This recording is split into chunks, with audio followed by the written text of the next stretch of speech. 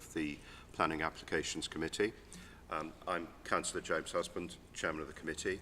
To my right, I'm joined by my colleagues, and it will be the five of us who are elected councillors who will be making the decisions on the cases in front of us this evening. To my left, I'm joined by senior officers. They will be presenting the cases and offering us advice, and they are led this evening by Lisa Chung, who's the head of development management, the lady sitting on my immediate left. Okay. So if we get underway, first of all, apologies for absence. No, there are no apologies. Everyone is indeed here. Are there any declarations of interest? Anybody? Are there any other declarations? I should just mention later in the agenda, when we reach an application in Kelso Place, I should say that one of the objectors to the application is Mary Wheel. She's, of course, a fellow councillor, somebody that I've known for many, many years, but I haven't discussed it with her. So I'm completely happy that I can take part in the discussion on that. The next item is the minutes of our meeting on the 6th of December. Now, these have been circulated to colleagues. Can I ask colleagues for your approval for I sign those as a true record? Is that great? Thank you.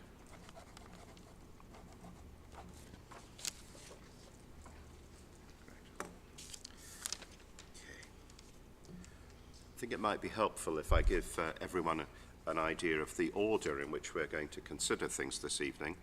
In just a moment or two, we're going to start with the application in Kenway Road. We will then move on to consider the garden in the former Silchester Garages site, before moving on to De Vere Cottages, Edenham Way, Kelso Place, and then an application in Wrights Lane, and then Old Church Street, Addison Road, the Kensington Memorial Park, the North Kensington Tenants Resource Centre, which is part of the Lancaster West estate, and finally Oxford Gardens. I should note, in case perhaps somebody is watching online, yesterday it was agreed that there was going to be an application in Chesham Street considered this evening, but that's been withdrawn from this agenda for further consideration relating to the exact drawings and details of the application. Okay, so I think we can get underway. So now I think it's going to be Melissa Vinger-Wright. I think, Melissa, you're going to introduce the application in Kenway Road. So when you're ready, please go ahead. Thank you, Chairman. I just want to start with a note. The addendum report includes some wording changes and an additional objection comment which was received. This application is for the enlargement of a previously approved terrace at the first floor level at the rear of the property.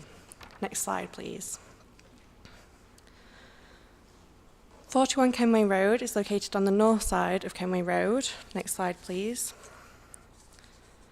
And this application follows a previously approved scheme in 2018 for extensions and a terrace at the first floor. The image shows the extensions which have been built out, including the external access door at the first floor level. Next slide, please. The blue hatched area shows the size of the previously approved terrace on the previous scheme, and the orange line outlines the amended terrace proposed as part of this scheme. Given that the previously approval on the site and the neighbouring examples of terraces at this level within the surrounding group, the principle of a terrace in this location is acceptable. Next slide, please. These images show the boundary treatment of the terrace. The timber screening will only be placed on the side elevations of the terrace towards the two side neighbours.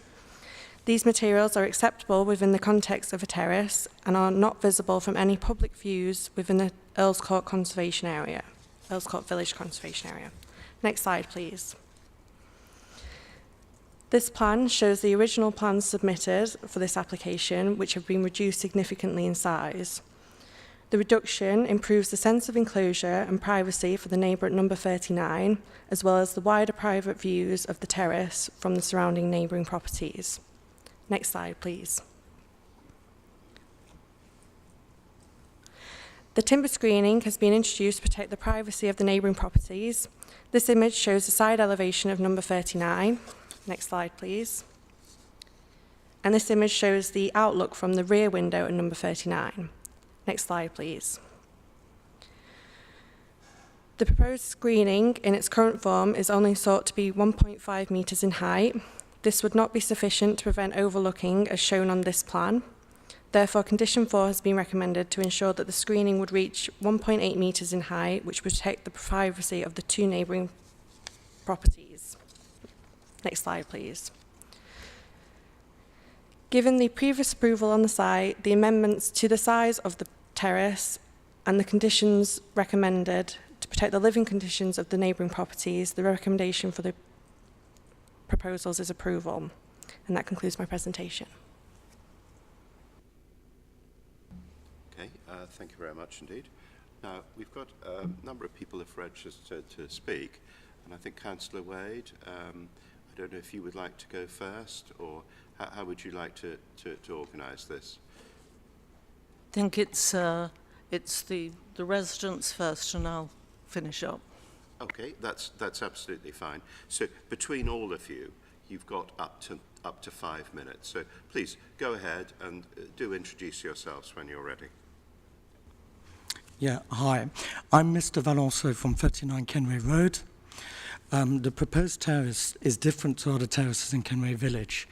We effectively share a mini courtyard together with number 41, and the distance from the proposed roof terrace from our bathroom window is 2 metres, and from our bedroom window is 3 metres. It is therefore unavoidable that this will impact our privacy. The amended plan doesn't address the privacy issue, as people on the roof terrace will still have direct view onto our bedroom. The 1.8 metre panelling fencing on the side will be visible from our ground floor conservatory, kitchen area, bedroom, and will create a sense of enclosure. We also will lose a considerable amount of natural light in our kitchen conservatory area, which will impact our main living space where we spend the most time in the house. The points above aren't compliant with CL5 in terms of privacy, enclosure, light and living conditions. The proposed roof terrace will also obstruct our view onto Providence Patch from all our windows on the first floor due to the height of the panelling of 1.8 metres. We disagree with the noise argument. Roof terraces always have higher noise levels in gardens, and we have glass conservatory with single glazing, which makes us even more exposed and sensitive to noise. In conducting any balancing exercise between the wishes of the applicants to have a terrace and the wishes of the immediate neighbours not to be subjected to reduction in light, increase in noise, privacy issue and being overlooked, you should take into account the fact that the applicant already has outside space in the form of a garden and a right to a Juliet balcony at a higher level. This is not a case where you're having to consider denying any applicant outside space. The applicants have it already. In such circumstances, the detriment to the immediate neighbours in extending the amount of outside space takes on particular importance. Charlotte. Hi, I'm Charlotte Huskisson of 43 Kenway Road. Paragraph 6.5 of the report prepared for this committee states that the proposed screening condition for the roof terrace will cause no loss of light to my garden. A 1.8 metre high panelled fence at first floor level on the boundary line with my garden and on its southeast to south side will cause loss of light, although it may mitigate the loss of privacy and overlooking. The report also asserts that there will be no unacceptable levels of noise resulting from the terrace being extended to an area of 7 metres squared.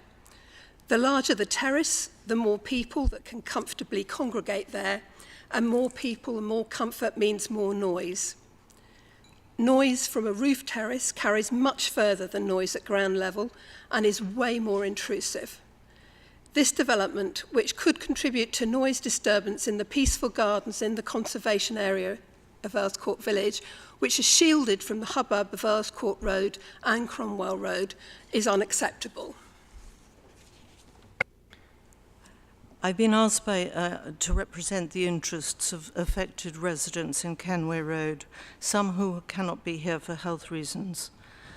Earls Court Village Conservation Area is unique in the ward and indeed in the borough. The village is made up of 3 quiet streets set back from Earls Court Road with Victorian 3-storey single-use family homes. These terraces are deceptive insofar as they're wedge-shaped, so narrow at the rear of the buildings and form a triangle at the centre. And so most residents sleep at the rear of the building and so be affected by the balcony. The main issue raised by residents over the years has been the impact of noise transmission from balconies and terraces as the formation of the buildings create a boombox of impact. This application runs contrary to the pre-app advice provided in 2018 to the applicant that, if granted, would undermine the character of the conservation area. Simona Butara said it would adversely affect the living conditions at 39 and would conflict with policy CL5. This application creates overlooking as into a kitchen, private garden, as well as a garden with a small family. Sense of enclosure, loss of privacy, natural light, visual amenity, and the configuration of the railings and gates would make it very hard to enforce and does not only impact the houses immediately on either side, but a wider area. I would ask that this committee turn this application down. Thank you. Thank you very much indeed. Now, I think the applicant and their architect have registered. Are you joining us? Yeah. Okay. So, in similar fashion, you have. It's actually up to 5 minutes in total if you need it. Please go ahead. Hello, good evening. My name is Irene Sands, and I'm the architect of the project. Over the past 4 months, we have worked closely with RBKC Planning Department to arrive at this recommendation. The points of the objectors that you have just heard were raised within the consultation period, were reviewed during on-site visits and factored into all planning amendments. As noted in the report, we have incorporated all advice made by the planning officers and taken a professional collaborative approach to achieve the planning officers' requests. We have made significant compromises, reducing the square footage considerably and setting the boundary of the terrace further back on the roof as requested. Furthermore, I would like to highlight the following points. The proposal meets planning requirements, and it is aligned with the broader planning development policy aspiration of improving outdoor space and sunlight for residents. It is consistent with multiple other residential roof terraces in the conservation area, although this terrace will be smaller, 6 square meters approx, and far less visible. The objector at number 35, for example, has a larger roof terrace overlooking all the other gardens. The proposal is based on planning previously granted in 2019, which notably was granted by a different planning officer. So the basic concept and design has been recommended by no less than 2 planning officers already. This proposal also improves a safety concern for cleaning and maintaining the flat roof, gutters, and skylights. This recommendation came after many interactions, amendments, and site visits. It recognizes that the residents will benefit from enhanced outdoor air and direct sunlight. This will be achieved at no meaningful impact to the neighbors. And for these reasons, we believe the planning officers, who are the experts in this matter, are right in recommending it for approval. Now the applicant would like to address the committee to say a few additional comments. Good evening.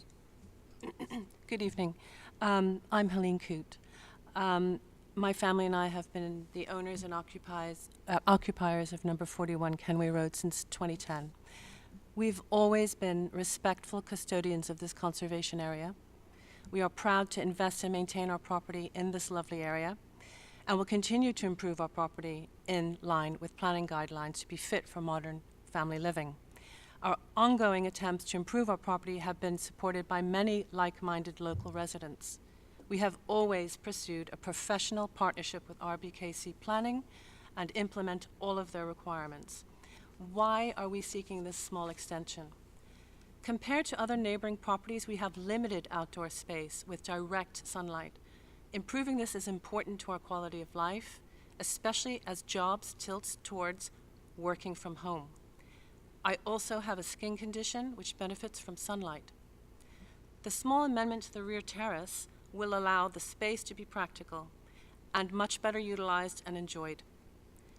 Regarding design and privacy issues, the proposed plan has exactly the same privacy safeguarding trellis panel to number 3 required when permission was granted for the original roof terrace in 2019. Setting back from the boundary to number 39 safeguard to privacy to both of us.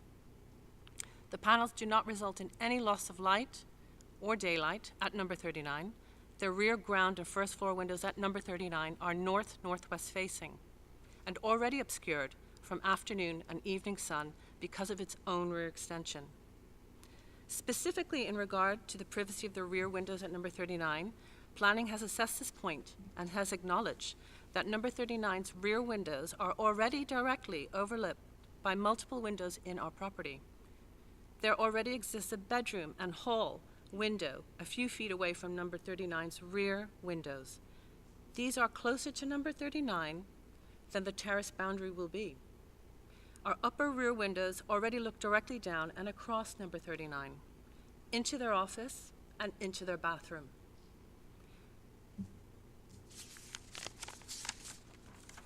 This is a minor alteration to the previously approved terrace, but this small amendment makes a massive difference to us. All relevant points have been scrutinized and factored into the recommendation to grant planning. Thank you for your time.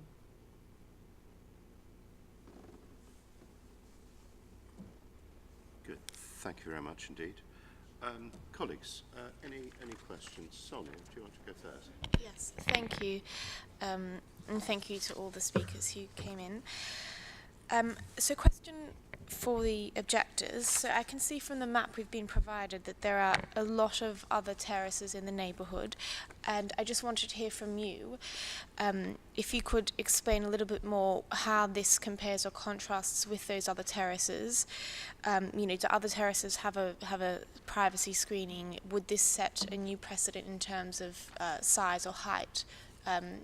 Welcome your thoughts on that. Thank you. Sure. So, as I initially said during my speech, our terrace is completely different to other terraces in the area because we sort of share the terrace almost with number 41.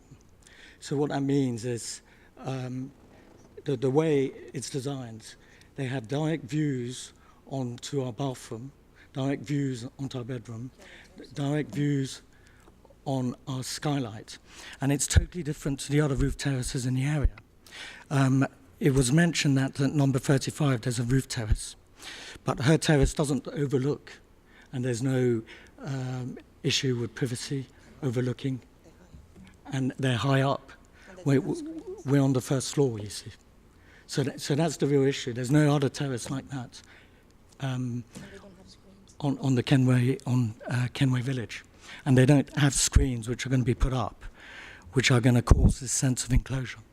And that was the reason why they were given a Juliet balcony. And that's the reason why they were given in a Juliet balcony in the first place. Thank you. And can I just say, I live at 43, so there's a terrace at 45 on the second floor. That was built over 40 years ago. I don't believe that planning permission was required at that time, so it's a fait accompli, and the noise from that roof terrace has disturbed gardens all around the area at various times. But there's obviously nothing we can do about it because it's there historically. Okay, thank you.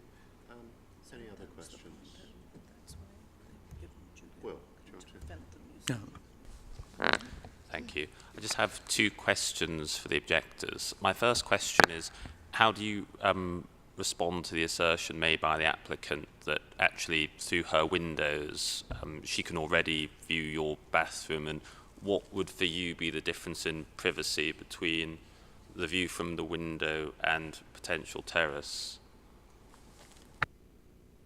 Hi.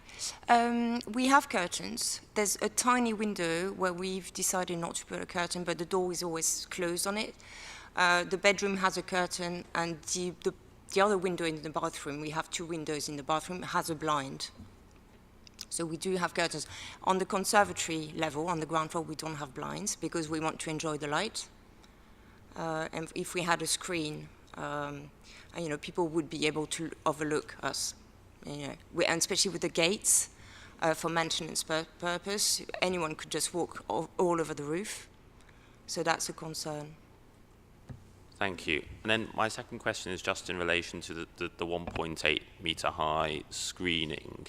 Is it the case that you object to the screening on the basis of the loss of light, but actually if the screening were not there, would you support the removal of the screening? No, because of the loss of privacy from that case. So there's no option is really a good one from your privacy, perspective. it's light, it's enclosure. Losing the view on Portland's Power. We've lost views already because of the basement built at number 41. The party wall was raised, so we've lost all views on the trees. And so now, like on the ground floor, we don't have any greenery left. We have the view on our garden, but on each side there's nothing left. On the right-hand side. Having a screen on the first floor now would be, not exactly very pleasant. Thank you. Yeah. Okay, thank you very much. Any other questions? No. Oh, Lloyd, do you want to? Thank you. I notice there's a lot of objections and a lot of and support for this. I actually spent some time and drove past. When it comes to number 35, it was mentioned that it doesn't overlook the gardens. From my perspective, when I saw it, it has railings on three sides, to one side, to the back, and to the other side. So how would that be any different to this application now?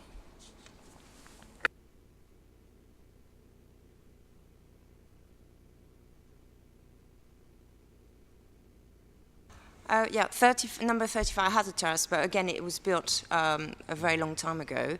The lady living there is quite unwell and getting older. She doesn't use it. I believe she's got a tenant, but he doesn't use it. There's no children. It's not being used. So, and also it's looking at the street on one side and her conservatory on the other side. And it's because it's sort of sticking out at the end of the house, so it's looking out rather than just on the sides. If you, it doesn't overlook directly down into the 41 terrace. Will look straight down into their conservatory, it's which a is triangle. just next, right there. It's a triangle, so it's right at the end of the terrace. It doesn't overlook into anyone's bedroom, anyone's bathroom, anyone's kitchen area, skylight.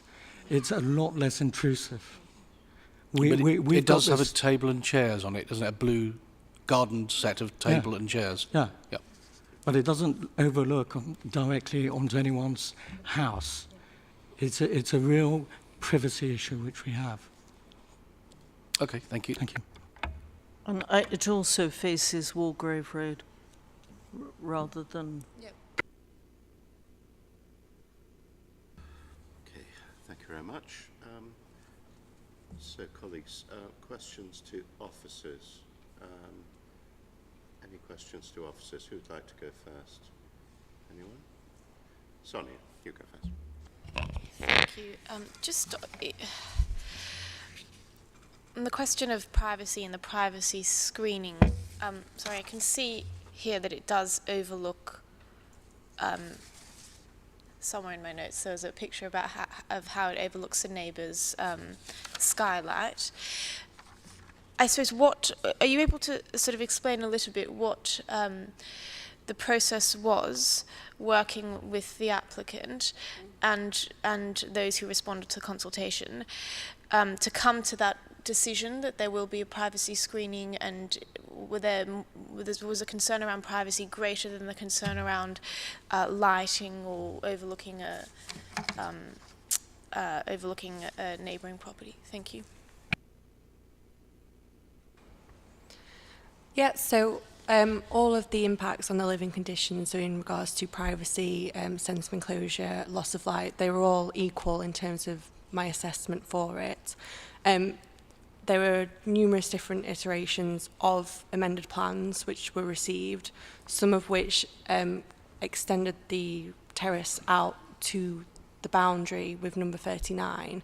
I asked for that to be stepped back in to reduce the sense of enclosure and the loss of light on their ground floor extension, like conservatory area, because being stepped in means that the height of the screening will be less severe than it would be if it was on the boundary, while still maintaining the kind of levels of privacy needed at the first floor level, with the screening being introduced. So that's how the conclusion was made, in that sense that by stepping in the terrace, it would reduce the impact of the screening which would be needed for protecting the privacy of that neighbour, without severely kind of losing light or introducing a sense of enclosure on their ground floor conservatory area.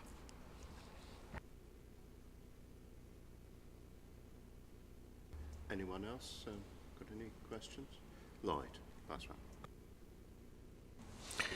Just to follow up on the question at 35 that was mentioned, do we know when that was granted? It was some time ago. And do we know how many others have terraces looking at the back section on that terrace? On the top of my head, no.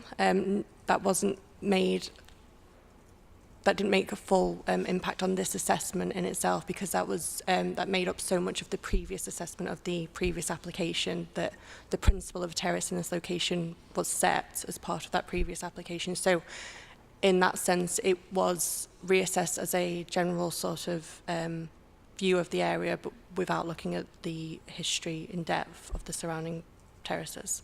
That makes sense.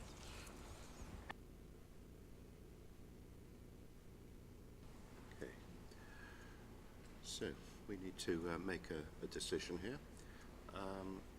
What do we think? It strikes me that we've got condition 4, which is the screening details. It seems to me that it's probably reached a sort of reasonable compromise. Whether other terraces, it may be that other terraces have been there for a long time, and they may actually be so large that they wouldn't in fact get permission nowadays. But the fact is they exist, and they're there. So, I think that's got to be something that we have to bear in mind. Any particular views? The recommendation is to grant with the conditions. The screening is at 1.8 metres, which is, I guess, up to the sort of eye level of somebody who is really quite a tall person. That strikes me as reasonable. Is there anyone who'd like to put forward a contrary opinion? Is there anybody who is not comfortable with the recommendation? Or do you think? I'm just a little bit concerned. I would like to know if other terraces in the area have a screening that's that high and have that sort of sense of enclosure, or is there a way that the privacy screening could not be so sort of, I don't know, is there a way to minimize the sense of enclosure that it might create? Well, let's go back to the officers, because I think that's a perfectly reasonable point. How would you respond to that? So in regard to the other terraces in the area, again, off the top of my head, I don't know at this point.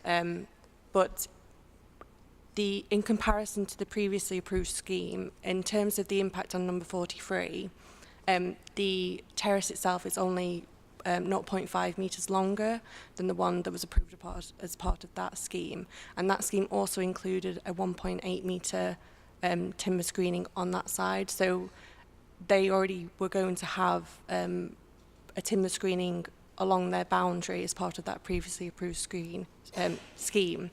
And this application only seeks to extend that by 0.5 metres to number 43. In terms of to number 39, as I said previously, by stepping it in means that the sense of enclosure on their ground floor will be reduced because of it's stepped in by about, again, 0.5 metres, which reduces the height that it actually extends over the boundary wall in that sense for what they see on the ground floor level. Okay, thank you very much. So, in that case, I propose we take a vote. So the recommendation is to grant permission with the conditions attached. Can I see those in favour, please, of granting? Those against? Okay, so that's granted by 3 votes to 2. Okay, thank you very much indeed. Thank you.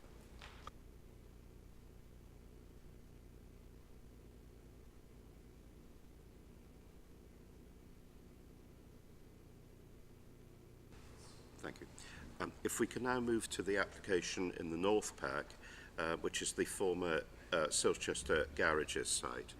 I think that's Derek Taylor. Derek. Yeah, thank you, Chairman. Essentially, this is an application to regenerate the existing play space. If we can have the first slide, please. So the first slide that I'm showing there essentially shows you how the existing play space is completely surrounded by residential buildings.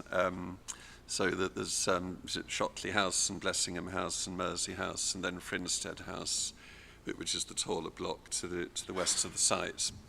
So you can see there that essentially it's like a sort of polo mint, and the play space is central to all the residential developments. If we can have the next slide, please. And this photograph basically gives you the flavour taken in one direction, looking across the existing play space. So you can see there at the moment that there are some trees, there's planting around the periphery of the play area, and you'll see that there are some existing benches and some paving running through the area. Some of these would be reused in the scheme, so I think some of the existing benches would be reused in the proposals, and then new equipment would be added as part of the proposals. I'll say at this point that there is no material change of use involved in the application. Planning permission is purely required for some of the structures because they would have to be stable and with a foundation. But a lot of what is proposed actually doesn't require planning permission in its own right. And that's another perspective, again, just looking across the existing play space. And the next slide, please. So the slide that I'm showing now essentially shows the proposal in plan form for the site. So you'll see sort of roughly to the centre or upper centre, there'd be a new path provided, and then in the slightly darker colour to the west of that, you can see where the new play area would be, which is slightly more formalised with fixed play equipment. And the next slide, please. And the next slide is basically a slight perspective. Again, you can see the more formalised play area, which is at the centre of the garden, and then planting around the edges of it, but with a path as a periphery around the play area. And the next slide, please. And this is the last slide of the presentation. And essentially, I just chose this one because it gives quite a useful image. And the top is the existing section or an existing section through the site. And then the lower image is the same section as proposed. So you can see essentially there's little change in terms of but land levels, I mean, if you look to the left of the proposed image at the bottom, you can see that there's a new tree that's quite clear in the image. And then roughly to the right centre of the slide, at the bottom, you can see in profile the new play equipment that would go in the centre of the site. And that's the last slide, Chairman. Good. Thank you very much indeed. Now we've got, I think Mr. Ashby is registered to speak. Is that right? In objection? It's Miss, actually. Oh, It's Ms. Hi. So please, when you're ready, do go ahead, and you've got up to 3 minutes. Yes. Thank you. I'm just going to read from my notes because to save time. Of course. I'm a long-term resident of Frinstead House, and I remember this garden before the construction of the Peabody Estate as a tranquil, peaceful space for all residents to enjoy the swishing sound of trees in the breeze and the delightful bird songs all day and all night. All of that was lost since this complex was completed and occupied. We have had nothing but noise from the garden and the properties surrounding it. I won't go into details of how many rules were broken during this construction, as it's not in the remit of this meeting, but I have documentation the length of War and Peace if anyone's up for some bedtime reading. Overall, we lost about 13 beautiful mature trees to this development. Only one was replaced. However, 13 birch trees from another site on Silchester were relocated to this garden to be seen as replacement for the loss. I've been banging on about this ever since, but no one seems to care. This garden is supposed to be a communal garden for the benefit of all residents. Constructing such extensive play equipment will render it useless to anyone else except children because of the extra noise it will generate. They need to offer a much less invasive play plan. They also need to replace the trees they felled.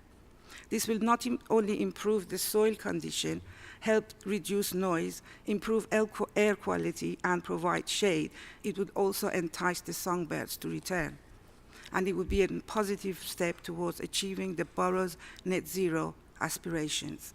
The borough is well aware of the amenity of the value of the amenity of the borough is well aware of the amenity value of trees, which is reflected in their tree strategy.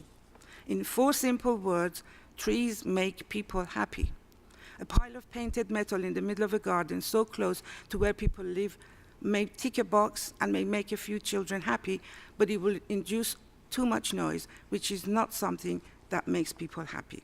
In fact, it has negative impact on people's mental health. I know at least 10 people, 6 of them Peabody's own residents, who strongly object to this simply because of the noise factor. A new, proper and meaningful consultation with residents is in order before this permission is granted. Thank you. Good. Thank you very much indeed for those comments.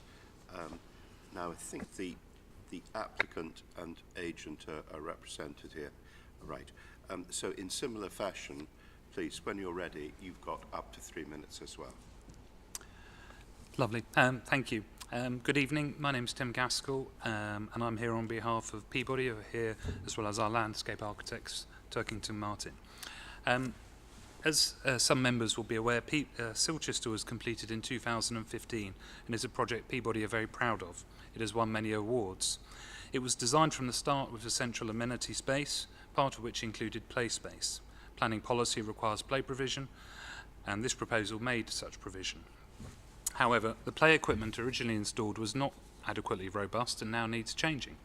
This application seeks to change that play equipment which has been deemed unsafe and has been removed with a new engaging play area, as well as improving the wider courtyard setting, including creating a new quiet garden and enhancing existing planting areas.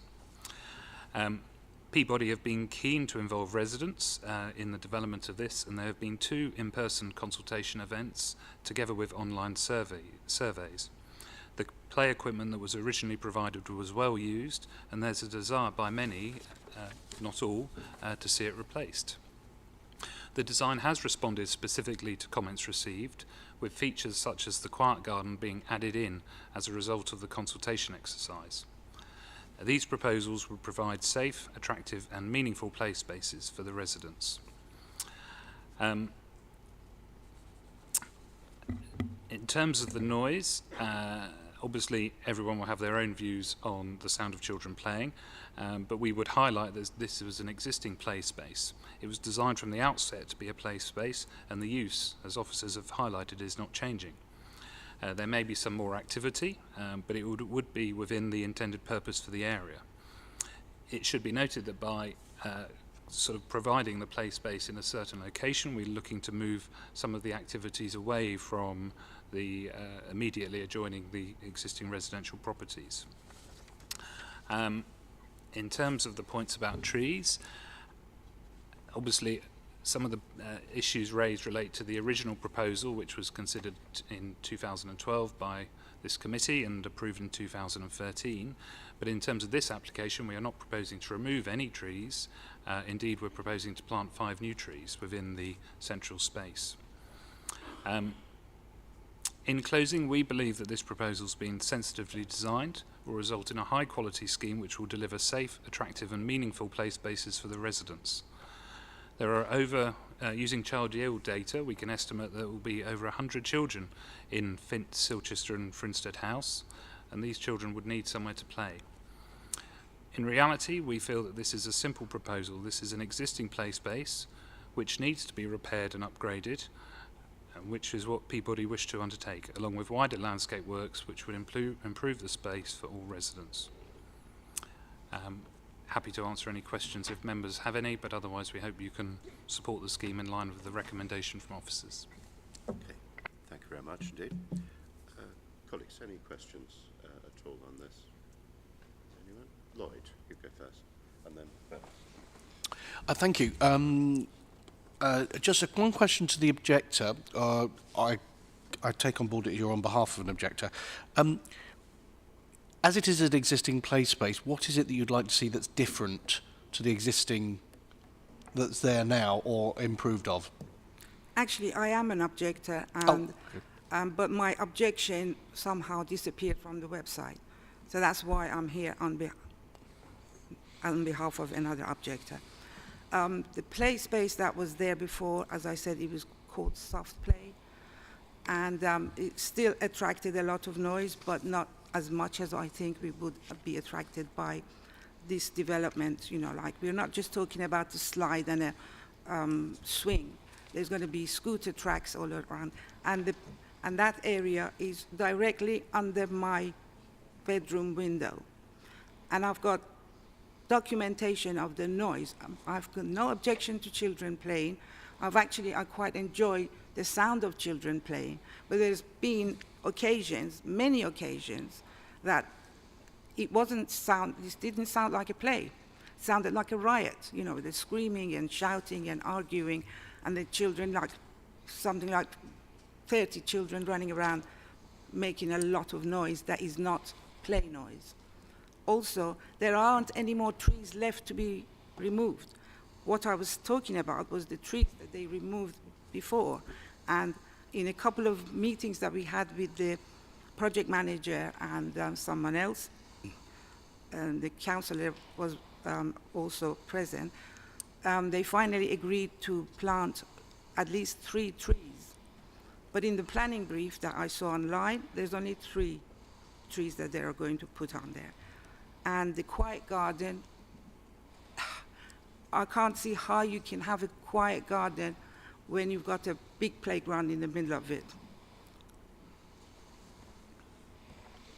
And sorry, to the applicant or the agent, could you I just missed what you said about the consultation. Was there 2 points of consultation that you had with local residents? And my second part of the question is, what is it in the play area that you think the improvements will address, i.e. additional equipment or better quality equipment, etc.? Just those 2 questions. So yes, there were 2 in-person consultation events, and then at the same time there was also a sort of online consultation which ran throughout the process. You know, we can go into more detail about that if you want. In terms of the quality, I mean, you know, being honest, you know, play equipment that's installed in 2015 should last for a longer period, but it didn't. It wasn't robust enough. And what Peabody are looking to do now is to install equipment which will have a proper lifespan, so that these works, you know, aren't going to be back in front of this committee every 10 years. So there's a durability and sort of robustness element to them. But there's also an element of, when the original scheme was designed, clearly we're designing that before residents have moved in, before we're aware of what the community, you know, the people who live there now are aware of. So the scheme has been able to be evolved in response to the consultation that was carried out. So there were questions asked about not just, you know, where the play space should go, but also the type of equipment that should be provided. And you know, this scheme does respond to those comments. So there's an element of it is more tailored to the needs and the desires of, you know, at least some of the residents within the Silchester buildings. And just to follow up, just to follow up, you said there was in person. I noticed from the paperwork we have here that the consultation went out to 198 people and there were 5 objectors. When you did the in-person, am I assuming that that is a drop-in, that you come and see the plans and speak to somebody and have the chance to discuss that? How did that work?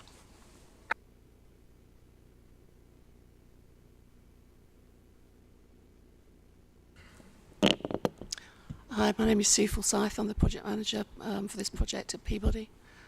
The in-person resident engagement activities included writing to all the residents to let them know that myself and the designers would actually be in the open space itself with consultation boards showing the options, how the space is currently used, how people have responded to the survey about how residents would like to be able to use the space. And we did this twice. First of all, to get people's ideas on how they'd like to use the space, and then to follow up with how we've fine-tuned the designs to take their considerations into our mind and develop the proposals accordingly. Okay.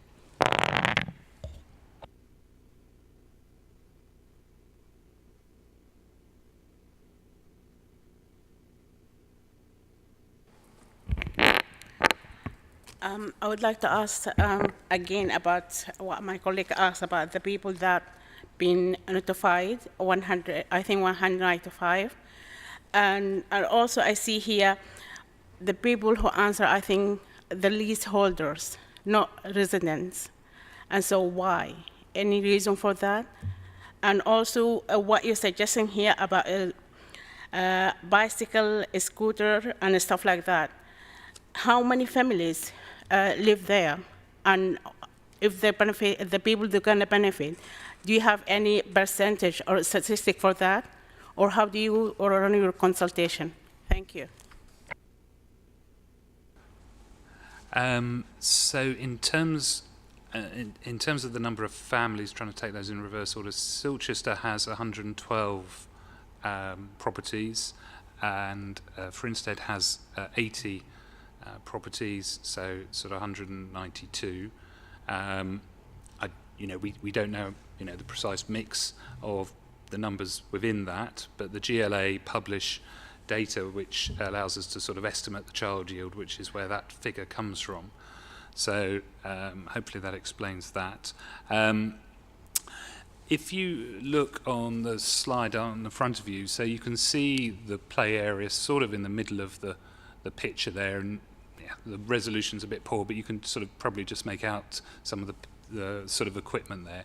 Sort of going around the edge of that area is a path, and that is what would intended to be the sort of scooter track. I mean, in a way, it's just a sort of path which would be marked out and would allow the children to sort of scooter around the edge of the play area. Thank you, as you can see highlighted there.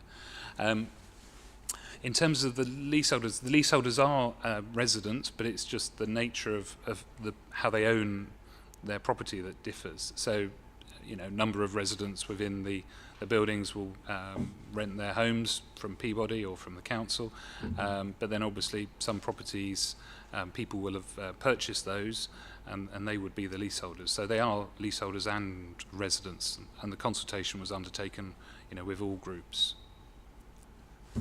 Sorry, did that Thank cover you. everything?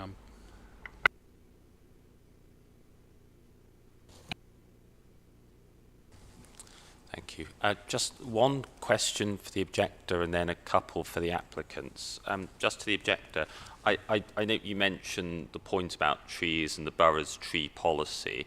I know the applicant have committed to plant 5 new trees in the garden area. Does that assuage your concerns somewhat, or could you just elaborate a bit further on perhaps why you still have concerns about trees, considering those extra to be planted?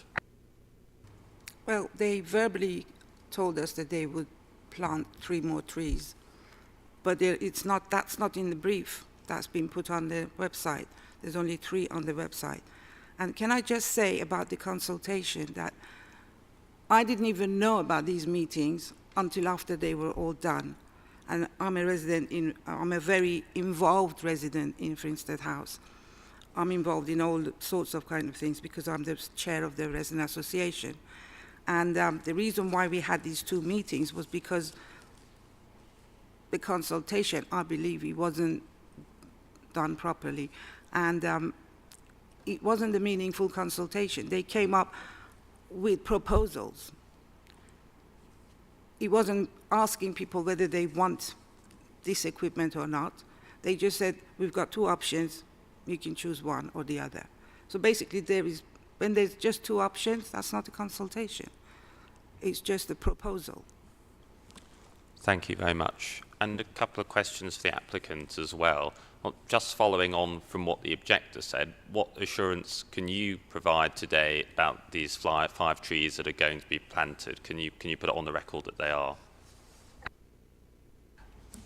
So the trees are shown on the drawings that, if members decided to support the application, would be approved. And they're not just sort of a notional tree. There are details in the application which talk about the actual tree types. If my Latin was better, I could tell you what they are, but so they are there, and we've set those out. You can see them on, probably can't see them on the visual in front of you, but they are on that visual as well. So they are there, and obviously there's a requirement to build in accordance with the approved drawings, and that is something that, if you want to hear it from Peabody, I'm sure they'd be very happy to confirm that this evening for you. Thank you very much. And just a further question about the consultation. I know the consultation went out to 198 people. There were no responses in support. Could you just perhaps give me your view on why that was? Do you take it as tacit support if people don't respond, or perhaps it didn't reach people? I think with all applications, there's often a position that people are generally happy with what's proposed, or they go along with it. People have busy lives. This is an application that perhaps they just thought they didn't need to get involved with.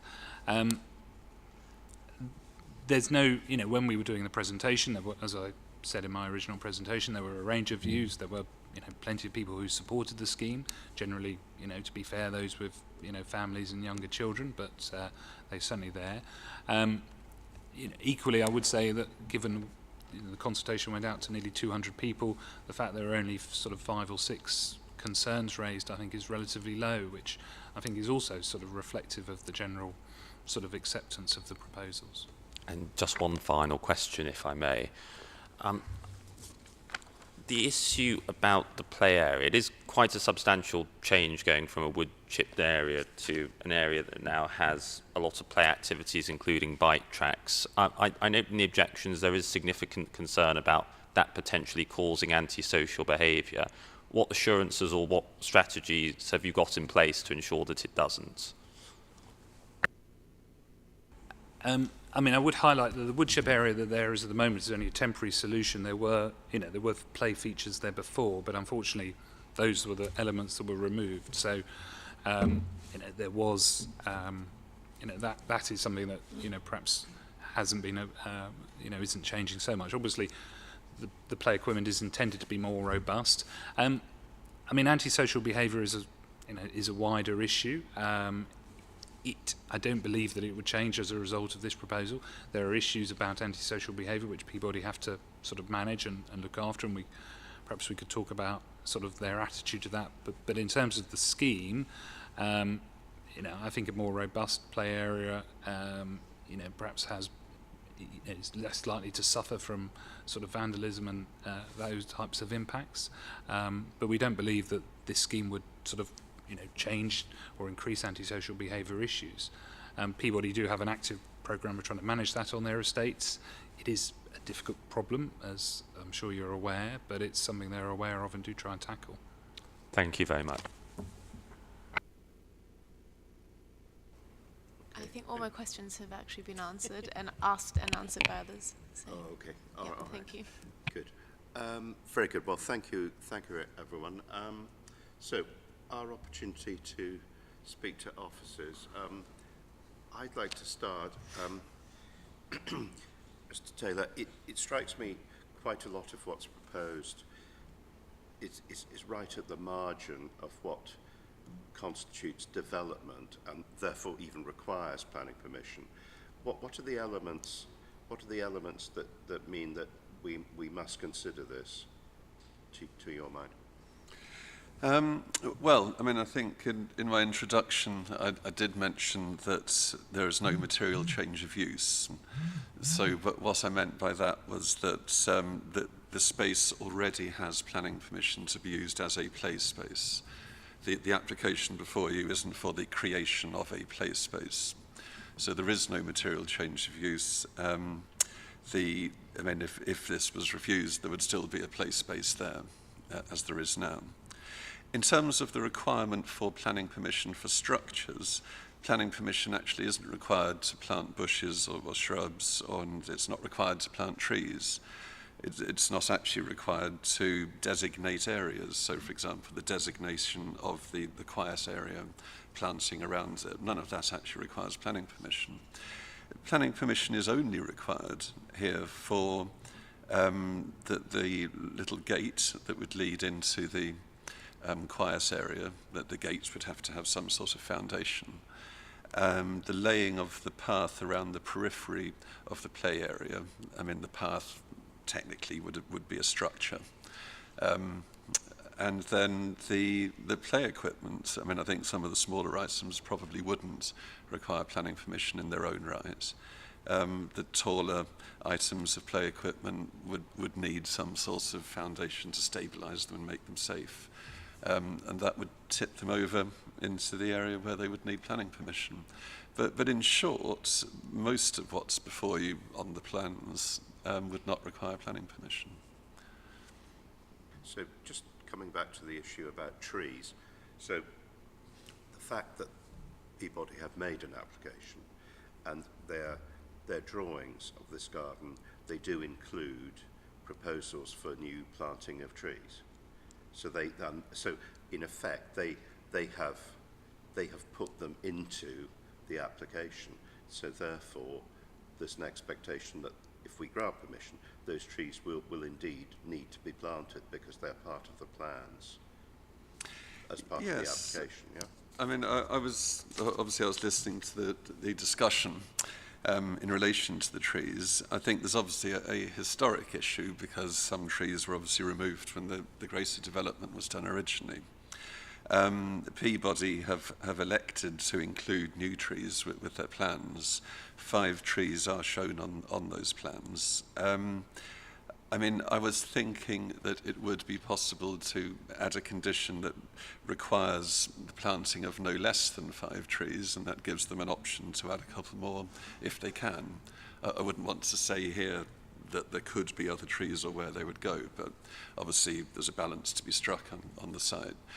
there's always the possibility that if planning permission is granted for 5 trees, that less than 5 trees could be provided. So a condition would just tighten that up. And if a condition said no less than 5 trees should be included within the proposals, that gives the possibility of adding more trees if Peabody can. That's helpful. Any colleagues, any further? Yes, just about Yes. the trees. Residents able, or local residents able to feed in and decide what types of trees are planted? Well, the landscape plans that they've submitted include all the species that they're proposing to plant. Our arboriculturists are satisfied that they would be appropriate species. I mean, as always with trees, different trees are suited to different areas, so it's very difficult to, without being a technical tree expert, I wouldn't want to comment as to what species would be suitable and what wouldn't. But I think the important thing is that our arboricultural team have looked at the selected trees and they're happy that they're all good trees for that position. Okay. Good. Well, I mean, I would have thought that we probably should add a condition about the trees, planting of 5 or more trees. We could put, if we can put that in as a at least 5 trees. Sorry, I beg your pardon. At least 5 trees. I think if we added that as an additional condition, I think that would be reasonable. I think as my previous conversation with Mr. Taylor, you know, we are right at the edge of really what comes within the planning system. The other thing is that, I mean, obviously, I'm sympathetic to residents in the sense, because we're a planning committee, it means that we're open to the public, people can come and speak to us, but what we're constrained by the nature of planning, and in a way, it's some of these conversations usefully would be done with Peabody, but unfortunately Peabody, well, actually they have indeed come along this evening to answer our questions. But, you know, we are constrained about what we could do. Are there any other questions to officers? No. Okay. Sorry. No questions, but I would like to suggest, if we can just, if there's any possibility to expand, because really for me, I would like to hear more from people. If there is any possibility to get more people view about the project itself, because it's still for me, it strikes me that the number of the people there, 195, and it's still just 5 people came back with the consultation and their ideas. I'm not quite sure if that is possible. Well, because if we're talking about people, we need to hear from people. Well, I think that the difficulty we have is that within the planning system, we obviously, as a local authority, we go to great lengths to try and encourage proper consultation on the part of applicants. But I think, and officers will correct me if I'm wrong, but from a statutory point of view, an applicant doesn't have to consult anybody. Now, clearly, we would, in the case of someone, an organisation like Peabody, we would wish them to, but we, as a planning authority, we have no power to insist that they do any of these things. And it can't be part of our decision making. I mean, obviously, clearly, I agree with you. It would be very good if Peabody engaged with local residents, perhaps thinking about the nature of new trees that were going to be planted. I think that would be very sensible, would be very helpful to do it. But it's not really, it's not within our remit to insist on any of these things. Does that make sense? So what I would like to do is, I would like to have a vote. So the recommendation is to grant. I would suggest that we add the at least 5 trees and that they form a new condition, which will obviously then be part of the plans. So it will be part of the decision if we choose to grant. So on that basis, can I see those in favour of granting, please? So that's granted, that's unanimous. Okay. Thank you very much indeed. Thank you.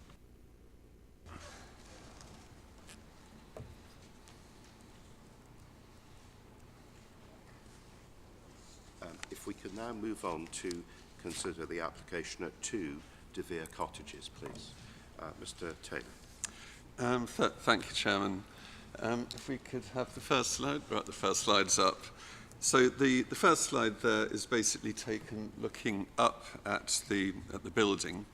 Towards the right-hand side of the slide, you see De Vere Gardens, and then Canning Place is at the left-hand side of the slide. The application building is the one on the corner, sort of roughly central, left to centre of the image. And the air conditioning unit that's proposed is up at roof level. So the location of the unit, its position would not be visible in this slide. This just shows you the context. Where I've included the red dot there, or strictly quadrilateral or triangle, the red mark basically indicates the position on the property where the air conditioning unit would be. So you can see it sort of roughly against a chimney, and it's set slightly towards the back of the sides.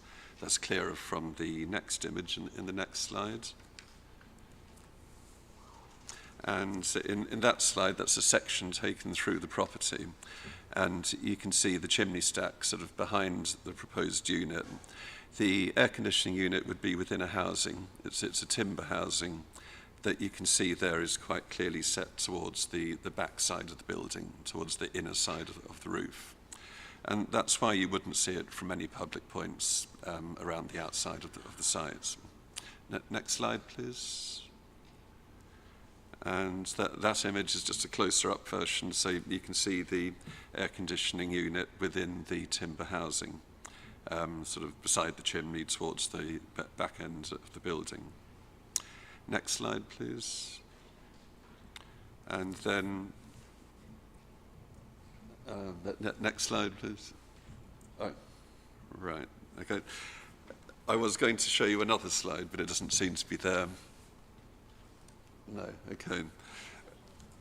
Right, so in the hard copy pack that you have before you, there should be one further slide. All right, it isn't. Okay, no, never mind.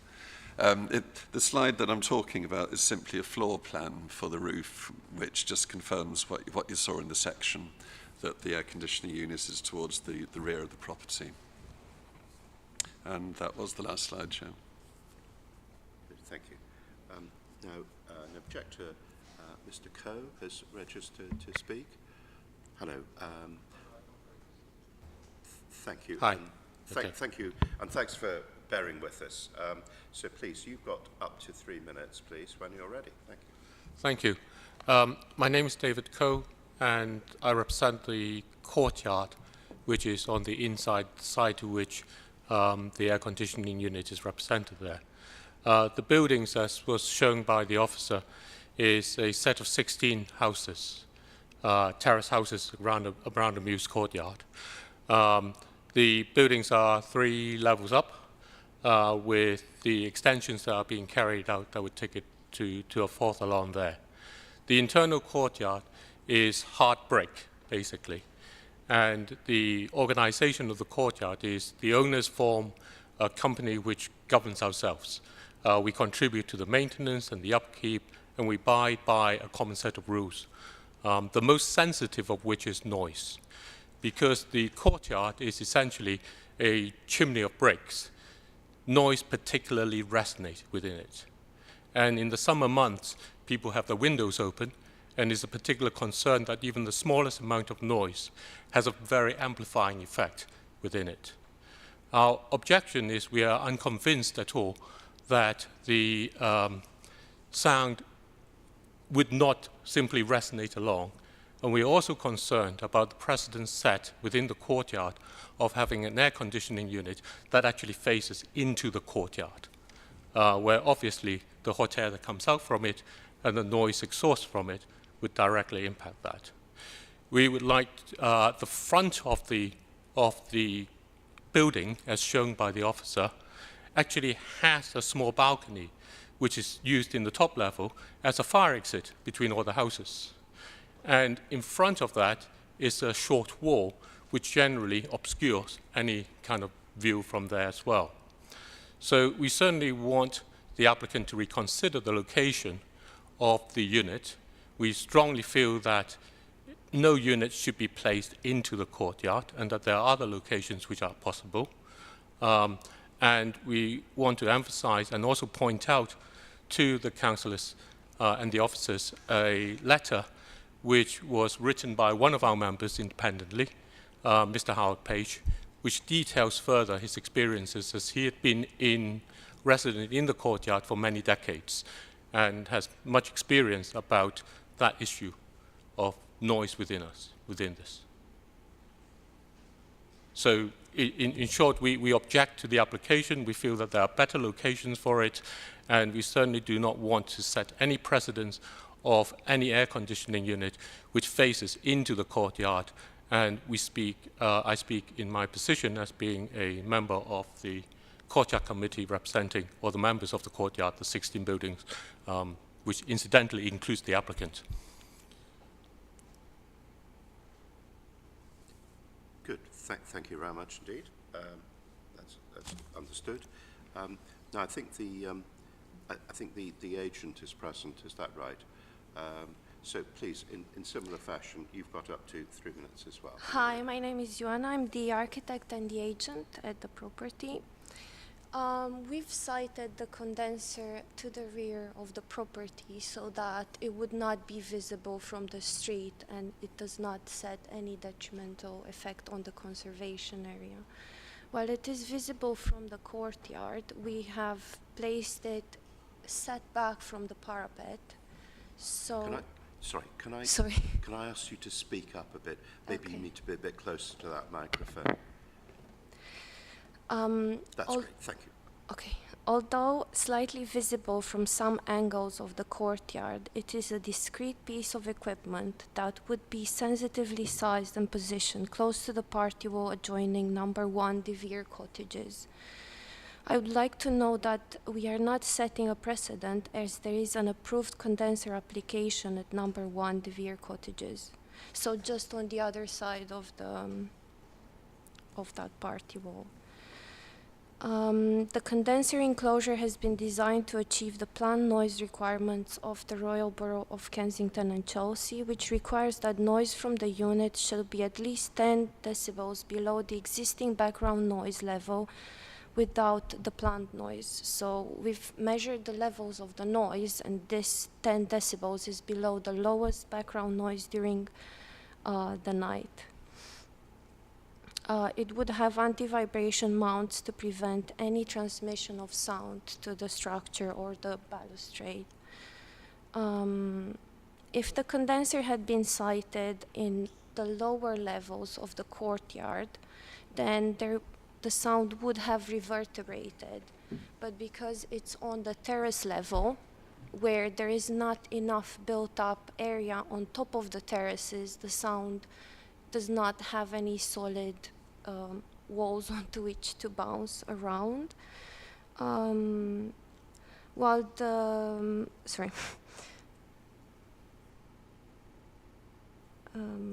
I would also note that if the application is approved, it will come with the condition that should the sound levels exceed those that are already there, the council can ask us to stop, to plug out the condenser. Thank you. Okay, thank you very much indeed. Thank you. Actually, can I ask you both to put your microphones off? Please, if both speakers, if you can turn them off. Great, thank you very much. Colleagues, who would like to go first? Any questions on this? Anyone? Lloyd. Thank you both. Mr. Coe, just for clarification purposes, you said that you were here as an objector. Are you objecting here as a resident or as a member of the management? Is it the management company, the freehold company, or is it a residents collective, residents group? Could you just clarify that for us? There are 16 properties in the courtyard.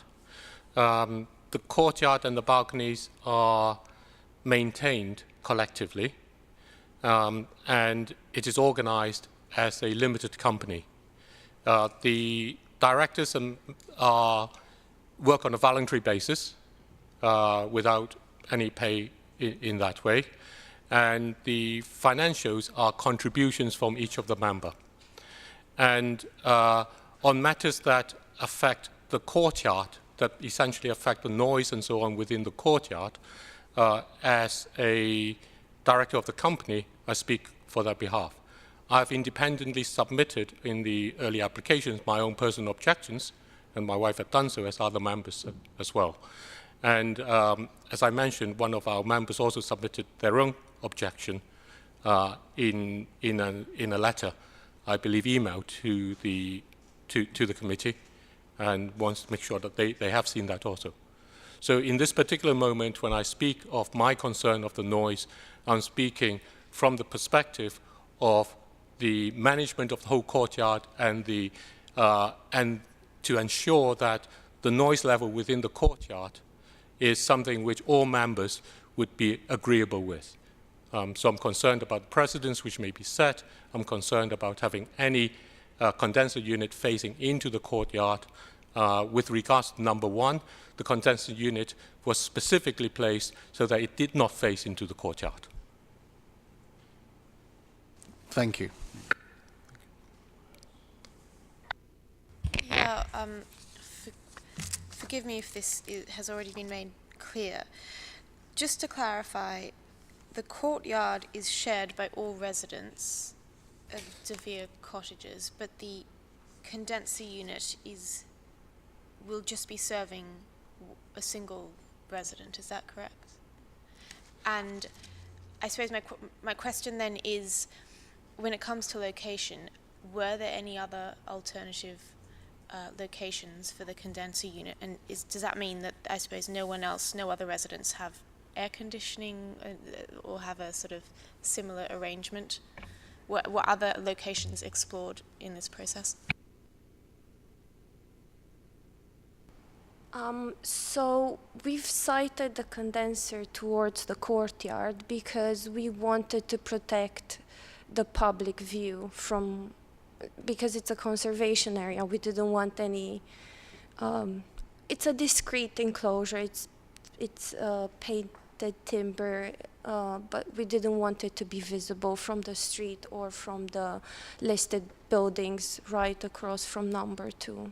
So that was the reason why we pushed it towards the courtyard, but we also didn't push it right against the parapet. We still recessed it back. I mean, the drawing is, the rear elevation is not on the slide, but if you look at it from the courtyard, you just see a little bit at the top of it. It's not particularly big, I wouldn't think so. It's quite a typical enclosure that we've done before. Thank you. Okay, thank you very much. Any other questions? No? If I may add to the answer to the question. Okay, just very briefly. Briefly. Currently, there's only one other property which has a condenser, and that is on number 1, which was specifically sited away from the courtyard. All right, thank you for that. So, questions to officers. Who'd like to go first? Anyone? No? Oh, Lloyd, you go. Yes, a question over the sound volume that's been mentioned. Can you just clarify the point at which the RBKC, if it reached too much noise, that would be enforced if it didn't meet the requirements as per the planning application? Yes, I mean, I think in this case there's no doubt about it. I mean, as the speakers have confirmed, I mean, the development itself of De Vere Cottages is a courtyard development, and there's no doubt that there's greater sensitivity for sound or reverberation within that area. I mean, I think that's there's no dispute about that. In terms of the council's limits, if you look at condition 3, as recommended in your pack, condition 3 actually specifies the sound limits, which would be the threshold basically for the unit. a really important part of condition 3 is that it actually contains a switch-off clause. Now, at the moment, the applicant, sound engineers, and the council's environmental health officer are satisfied that this specification of equipment inside the housing shouldn't cause any noise disturbance and would be able to stay within the limits prescribed in the condition. Should the unit malfunction, or should it need maintenance, or somehow just be unable to stay within those limits, then the switch-off clause would require it to be switched off until it was mended or replaced, which is quite a powerful little sentence. So, I mean, I think that certainly the information that we have at the moment is that the equipment should be able to stay within the noise criteria that are specified, but if it can't, if it needs to be mended or replaced, then it has to be turned off until that's done. And a note just further, condition 4, which provides for anti-vibration mounts as well, which will obviously, pardon me, affect the noise or lack of. That was condition 4 sort of contributes to dulling the noise from the unit, yeah. Good. Any other points?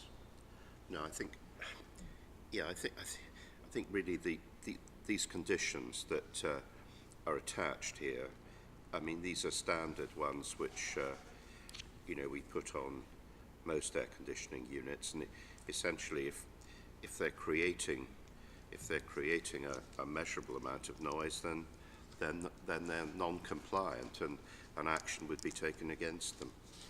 Really, colleagues, any other points here? Okay. So we need to make a decision. I think the key point about this application is that it's tucked away on a roof, and our conditions, as Mr. Taylor has said, are very, very tough. I think on that basis, I think probably the application would need to be considered acceptable. So the recommendation is to grant with those conditions. Can I see those in favour, please, of that? Those against? No, that's granted unanimously. Yes. Good. Thank you very much indeed.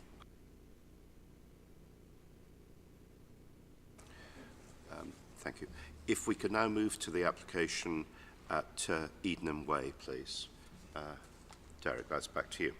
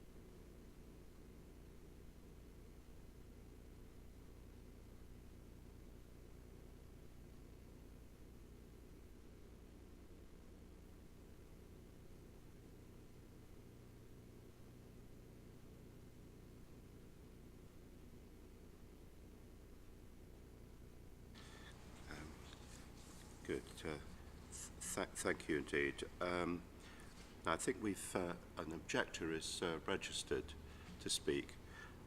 Hi, good evening, and again, thanks for bearing with us. I know it's becoming quite a long evening. So please, when you're ready, you've got up to 3 minutes. So please go ahead. Yeah. Thank you for the opportunity to speak. Good evening, everyone. My name is Anna Dabija, and I stand here as both resident at Edenham Way and as an architecture professional.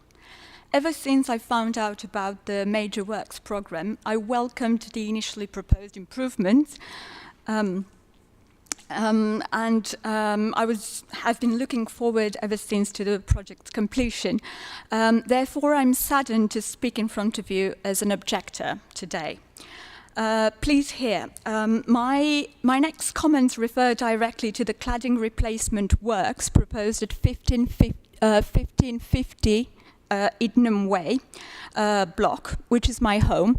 I would also like to note that the officer has shown this particular block earlier in his slides, however, misnamed it as being the other block. So it's not this one, it's this one. Okay, thank you very much for having the slide up. As you very well know, the building was designed by Erno Golfinger, the most prominent member of the modernist architecture movement in Britain. This fact, along with the high-quality detailing and workmanship, have led to the whole estate being Grade 2 listed. If one is to look at all his buildings, all of Goldfinger's buildings, can easily notice that the recurrent use of the timber cladding is his signature, a device to humanize, bring warmth and balance to the rather brutal language of concrete. The fire report submitted with the application has identified a lack of non-combustible fire barriers by current standards between the pairs of recessed balconies that you could see in those in this photo. So in between the balconies, there's a continuity of the timber cladding, and right in the middle there's the gutter, and the gutter is cladded in the same cladding. Now, to this problem, there is a simple solution. As per the report, is just to introduce fire barriers of non-combustible materials, just to stop the continuity of the cladding and the spread of the fire in the event of that. However, the application proposes the complete replacement of the timber cladding throughout, unnecessary, expensive, and a risky operation that removes original historical fabric, otherwise in very good condition. Now, I, of course, I'm in support of using all the new materials being non-combustible. I'm in support of replacing any of the damaged ones, any of the damaged boards around the gutter, if any. But I find that the complete replacement is completely unnecessary. At the bare minimum, the council should consider keeping at least some of the original cladding, at least in one flat, if not wherever possible, as a fine example of material detailing for the next generations. The proposed Hurdy board, the one in the photo, is not only an inferior quality to the original material, 3 times less durable, but just by being a fibre cement product, it deems the whole project as unsustainable, not a sustainable project in times of climate emergency. So how can one justify these works? I'm not sure if this is a lack of sensibility, straightforward negligence, or a sign of a broken system, or what else, but by granting this application as it stands, you are about to erase a valuable piece of our architectural heritage for absolutely no good reason. Thank you. Okay, thank you very much indeed.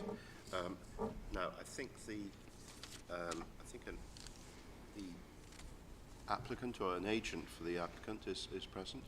Yes. Hi, So- good evening. My name is Carolina Lopato Rico Rico. go I'm ahead. the consultant appointed by IBKC as applicant. Thank you for your comments. They are appreciated.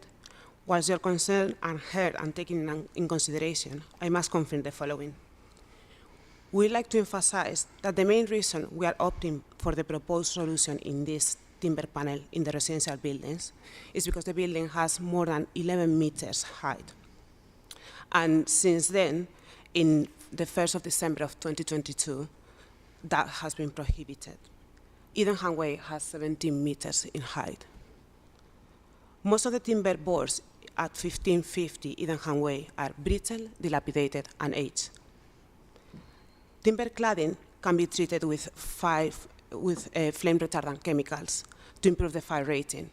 A rating of D can be enhanced to a rating of B.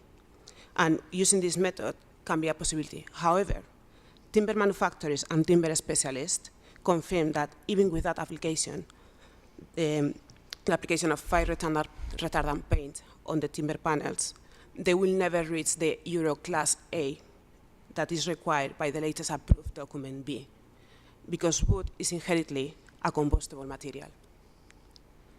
The timber paneling also needs to be removed to allow the installation of the cavity barriers and the insulation. Given the age of the paneling, to reattach, and it will impact the performance of the cavity barriers. We understand that the fiber cement might not sound environmentally friendly. However, the reality is that while they manufacture the fiber cement, they use waste materials and water, and they recycle. The fiber cement requires virtually no maintenance and is extremely durable. It can withstand damage of weather, insects, water, and fire. All this means that it can remain undamaged up to 50 years. The main reason for the listed status of the development is the unique blast-hammered in-situ reinforcement concrete with the precast pebble finish panels and the high-quality brickwork that define the external appearance across the whole estate. The timber paneling is not mentioned in the listing. At the design access statement included in this application, it explains how the current condition of the timber paneling is compromising the architectural heritage of the building, as it is no longer uniform across the state. We appreciate the concerns raised, and I would like you to know that all the available options have been envisaged and assessed by several professionals in the field, considering fire safety, respecting the history and integrity of the property. Thanks for the opportunity to speak. Thank you very much. Colleagues, any questions for either party? I'd like to go first, actually. I'd like to ask the applicant. I'm not quite clear about this. Obviously, this is an existing building, been there for a long time. Clearly, building regulations, including aspects relating to fire safety, new regulations come in. But as an existing building, at the moment, is this non-compliant? I appreciate that it would not be possible currently to build a new building using timber cladding in the way that this building has. I appreciate that, but as an existing building, which is, what, 50 years old or more, is it actually non-compliant at the moment? Yes, it's not compliant. Okay, yeah, all right. Thank you. Colleagues, any other questions that anyone has? No. But could I just please add that it being... Just very briefly, I think, okay. Yeah. Does it follow the question that I put to Yes, the applicant? yes, it's in regards, yeah. All right, just briefly, please. Yeah. Okay. So there's the fire statement that's accompanying the application. It's submitted. You can all read it. It says that it's currently non-compliant, and it sends some recommendations, which can be easily solved, and this non-compliance can be easily mitigated by just introducing fire brakes. Just simply braking with one simple piece of metal even, or even one of those boards, just simply braking the continuity of the timber cladding would simply solve the problem. It's a very simple solution. It's not that intrusive as completely removing the cladding. It's cheaper, it's more sustainable, and it protects the heritage of the entire estate and the coherence language of the estate. Trellick Tower still has timber cladding. This building has been designed to be coherent and in the same aesthetic as its neighbours. So, yeah. Okay. That's very helpful, actually. Thank you very much indeed. Thank you. Colleagues, anyone questions? No. Okay. Well, thank you very much indeed, both of you, for speaking. So, our opportunity to speak to officers about this. Anyone like to go first, or no? Okay. I'll lead off, actually. Okay, so I think difficult situation. I think because, as we've just heard, clearly that the applicant might have chosen to put forward other solutions, which arguably might well be more sensible and better. But the applicant's chosen to put forward this, all right? And can I ask officers, are we quite clear that we agree with the proposition that as the building stands at the moment, it's actually non-compliant? Are we clear about that? Are we happy with that as a proposition? I do have a slight difficulty in answering that question, because obviously I heard the answer given to the question. Difficulty that we have, if you look at paragraph 612 in our reports, so I mean this is obviously the officer description of the development and the assessment of it. In paragraph 612, the first sentence is that justification in fire safety terms has been provided, and whilst the cedar panelling is not non-compliant. So it's a double negative, apologies for that. But so it's not saying that the cedar panelling is non-compliant, it's saying that the cedar panelling is not non-compliant, which doesn't quite square with the answer that we heard there. I think I would move beyond that, though, and I'd suggest that what we obviously have in the application is an element of future-proofing. I mean, if we say, for the sake of argument, that paragraph 612 is correct as it's drafted, and the existing material is not non-compliant, I mean, I think it's quite evident that the building regulations are tightening up all the time, particularly with the use of combustible materials. So there's certainly an element of future-proofing within the application. It may be that there are elements of economies of scale. I mean, rather than replace a certain wooden panel as it's deteriorating, there are clear economies in actually doing the job overall, even if they don't all need to be replaced. And that leads us, I think, to a classic balance, which is, in conservation terms, there's no doubt that the preference would be to keep the cedar panelling. I mean, that would be a simple statement to make. On the other hand, clearly it will have to be replaced at some time, and then replacing it with non-combustible materials is clearly a benefit in safety terms. And I think what you've seen in the reports is that that's exactly the question that the conservation officer asked themselves. And they came to the conclusion that there would be a less than substantial harm in terms of removing the cedar panelling, but that there would be sufficient benefit, public benefit, in safety terms in the proposal to outweigh that harm. And I think that's really exactly the question before you this evening. All right. Thank you for that. So, colleagues, we need to make a decision. I mean, personally, I think this is quite difficult because I'm sort of rather reluctant because I suspect that maybe some other solution might well actually have been entirely reasonable.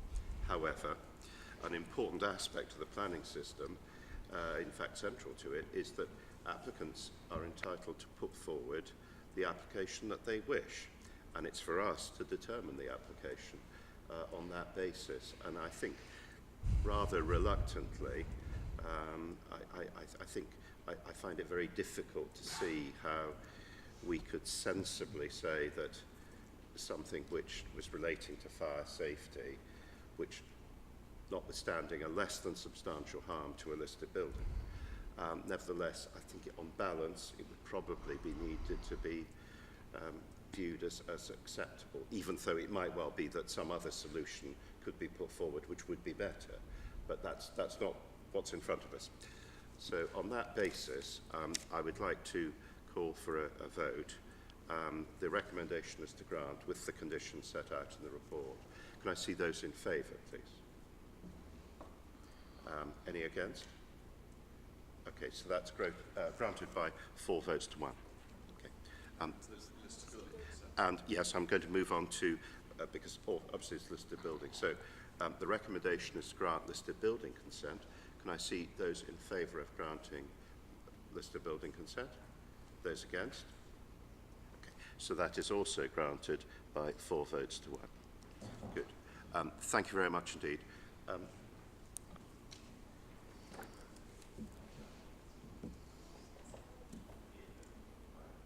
We'll just have a break for a couple of minutes, and then we'll resume. Thank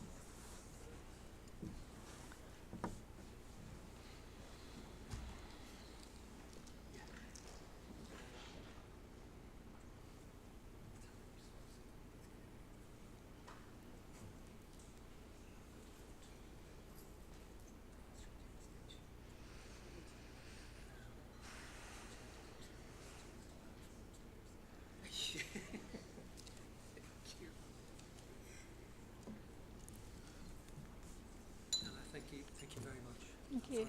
Yeah.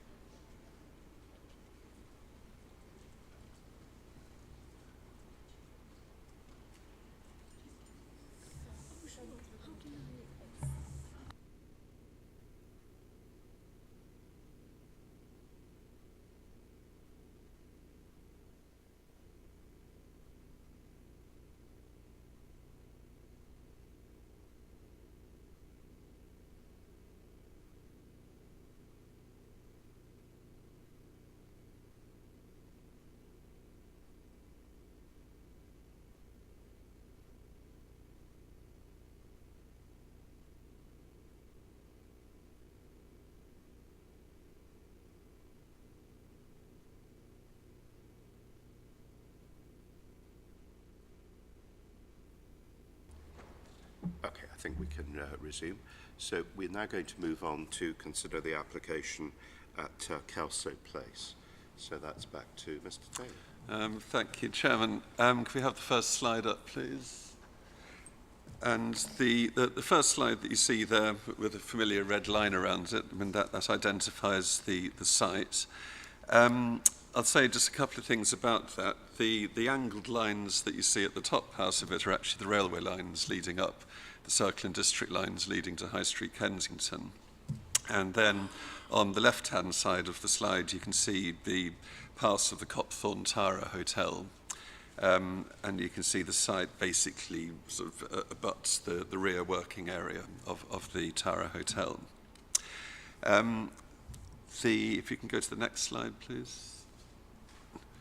So the next slide is a composite photograph, as you can see, which is basically the best way to show the existing front elevations of the buildings. The proposal before you is to demolish those two houses and to replace them with one house and one flat. So at the moment there are two dwellings or two homes, and in the proposals there would still be two dwellings or two homes. So there'd be no loss of units, it's the replacement of two dwellings with two dwellings. The buildings would be extended, and then there's a basement proposed underneath that you'll see in the following images. Have the next slide, please. And that slide shows the rear of one of the properties, so you can see obviously similar design theme to the front elevations. Next slide, please.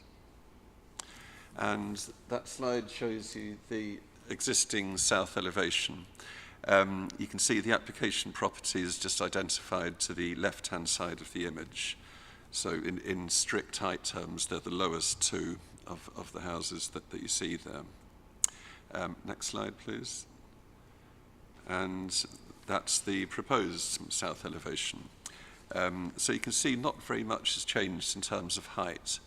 The only real difference in terms of height is that number 38 has just been brought up slightly to line through with number 38A. Next slide, please. And then that's the north elevation as existing. So you can see there that there's a minor difference in the heights of the buildings. But if we go to the next slide, then you can see that, again, as you'd expect, the roof line is just evened up. There is discussion, obviously, in the reports and in some of the correspondence relating to the balconies at the rear. And I think that's a useful one, where you can see the positions of the balconies on the rear elevation. The key point is that one balcony is now higher on the elevation than you saw in the existing slide. And whilst we're still on that slide, you can see that it's now showing the basement in position at the bottom of the image. And the next slide, please. So I think the key things to point out there are that the existing building footprint, or the existing building lines, are identified by the red dotted line that you can see within the profile of the image.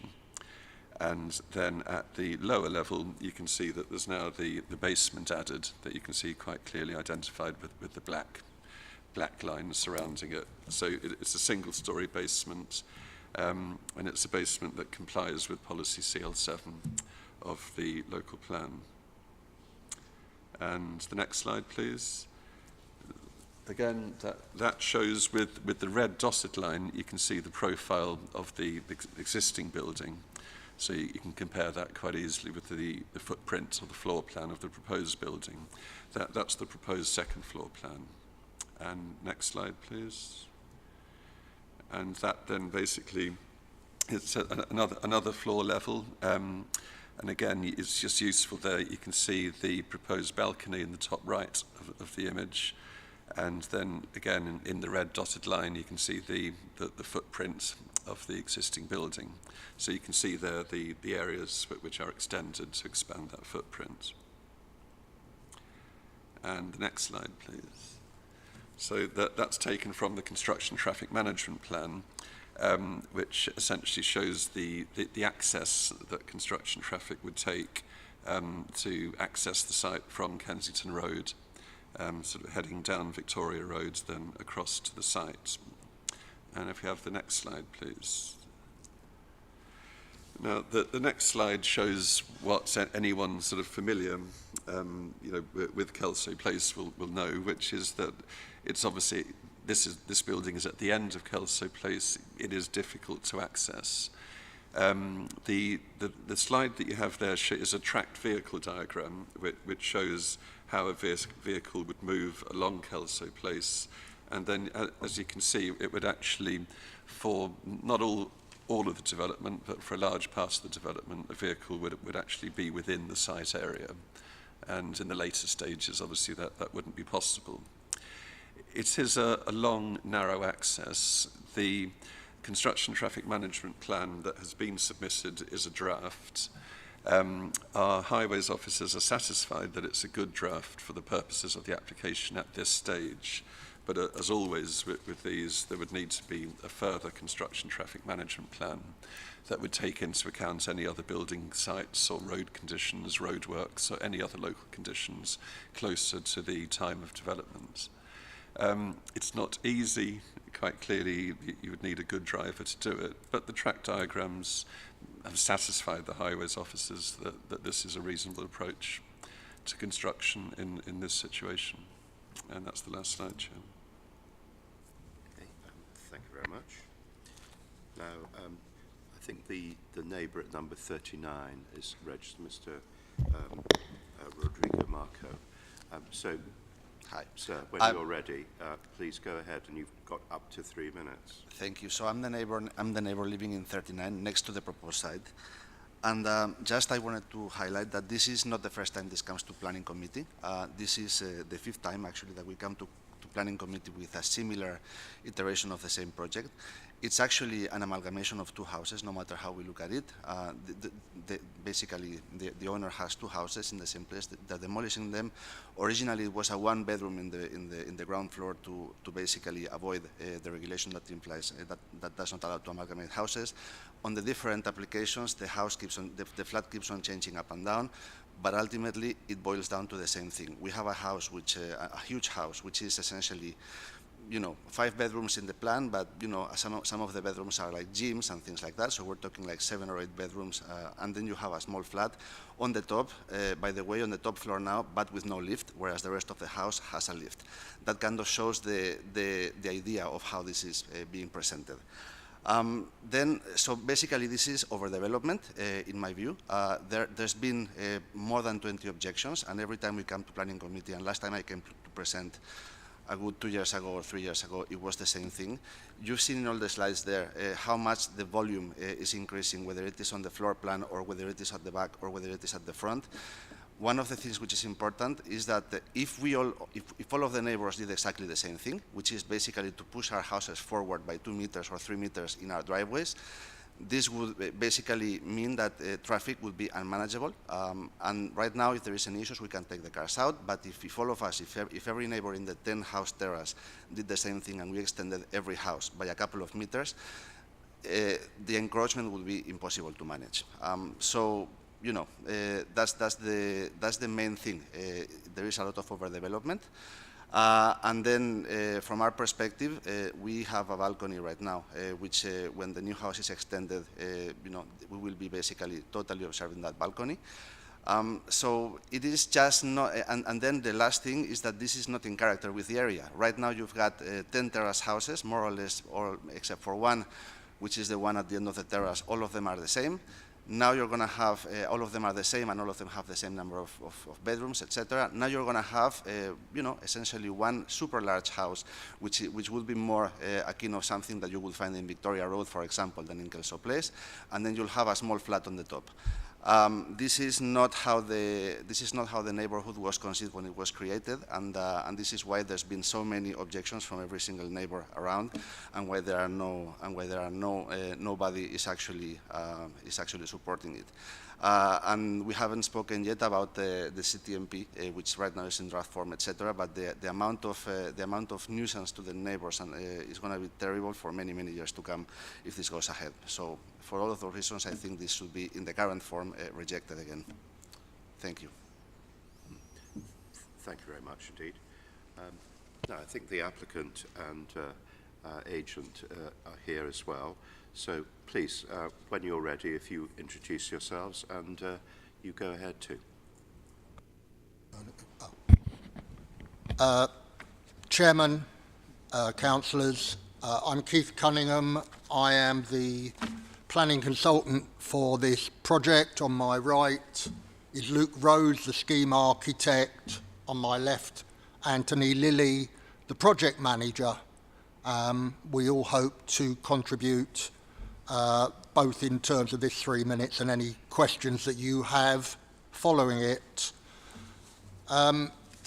Councillors will have noted that there have been previous applications. Both your officers and the applicants believe this scheme is markedly superior to what went before, and throughout the process it's important to say that at all stages the applicants have cooperated fully with the officers in terms of any amendments required to the scheme. In terms of consultation, the applicants have gone above and beyond what they were required to do, and there have in fact been 2 rounds of consultation. You will notice in the report that there is no concern being expressed by officers on policy grounds. It's come here because of the number of objectors to the scheme. It's important to say that although the objectors mentioned the small flat, the flat actually comprises of 3 bedrooms, and therefore it is a family-sized unit, albeit that the internal configuration between the units has changed. From the drawings, councillors will see quite clearly that visually, actually, there isn't that much change, as the officer made clear in his presentation. And we would say that this is not overdevelopment. It may be reconfiguration. It is certainly not overdevelopment, and we believe by the sensitive design that the applicants and their team have spent on this, that actually we've tried to ensure at every stage that it has been carefully handled from a design perspective to make sure that it is in character with the area. Chairman, that's all by way of introductory remarks. I don't know if either of my colleagues want to add at this stage. A little bit of time left, if anyone would like to ask, add a sentence or two. Good evening, Luke Rose, architect. We spoke briefly about character of the area. We commenced discussions with RBKC going back to January 2020, and we've continued those discussions about the character of the area. One of the key aspects was that the design amendments that were agreed, such as showing a step in the elevation or a division in the roof, was brought in to maintain the pattern of the terraced street scene, along with removing vertical steps in the elevation or providing a more regular pattern of windows to maintain the rhythm of the street scene. So there's been quite a lot of effort in trying to provide a contemporary solution. Okay, thank you. I think time's up, but I'm sure there will be questions, actually. Who would like to go first on this? Will. Thank you, Chairman. Just a couple of questions. First, to the objector, it's fair to say, isn't it, that west end of Kelso Place, the houses, they are modest, sort of normal-sized houses. They're not like Victoria Road or Cottesmore Gardens, are they? That's right. I think the houses are around 200 square meters, each one of them, right now. Thank you. And then just a few questions for the applicant as well. First of all, just in relation to policy CR6 in relation to trees, I note that there is the removal of a number of trees, I believe 3 of the 4 in the back garden. Was it not possible to preserve those trees? I know the borough does have a policy of resisting removal of trees whenever possible, aside from some exceptions. So could you just speak to why that's had to take place? We felt we could improve the site by replanting. We have some relatively low quality trees we want to do. Reignite the arboricultural quality of the site by putting in better quality planting as part of the development. And then just perhaps a further question now, if I may. Just in relation to the context of the area, it's been talked about a lot in objections, and it relates to policy CL1. How do you square the size of the primary dwelling, the house, with the context of the immediately neighbouring houses? Less the sort of conservation area as a whole, because I know that does have larger houses, but the immediate houses. So the immediate area of Kelso Place, the modern cul-de-sac, has a mixture of dwellings, both bigger and of a similar size to what we're proposing. So we feel that we are matching in with the existing mixed development. Thank you. Other questions? No? Lloyd, you go next. Just to follow up on Councillor Lane's point about the trees, so could you just clarify what you just said about replacing the trees with better specimens? Is that what I heard? Correct. Okay. And the other thing was with regard to the traffic management plan. Clearly, this has caused a lot of local anguish and worry, and even from our own officers' presentations, you've got to be a superhero to navigate that over a demolition and construction phase. What can you tell us that is going to mitigate that for the neighbours over a considerable period of time?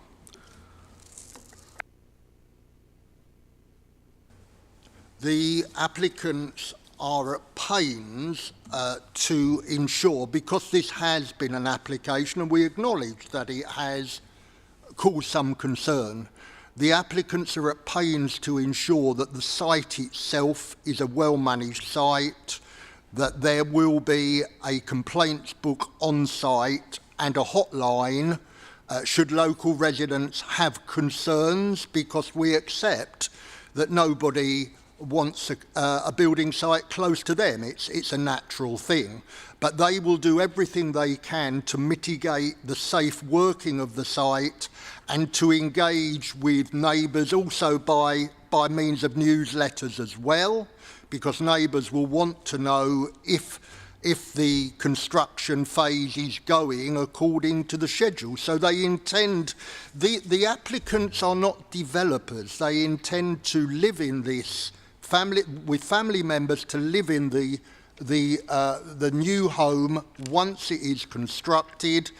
And as far as the actual access and egress and routing of vehicles, as Mr. Taylor says, so far the construction traffic management plan has been seen as acceptable.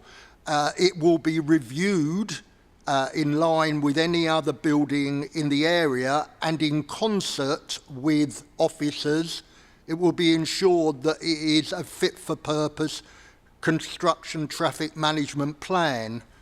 And in that regard, I would draw your attention to the way officers have not been shy in this application of using all of the policy toolbox at their disposal, with 19 conditions and 10 informatives. The applicants accept them all, and they want to work closely both with your officers and with local neighbours, and they are fully aware that in some of these conditions they will not be allowed to proceed until agreement has been forthcoming from the local authority in writing.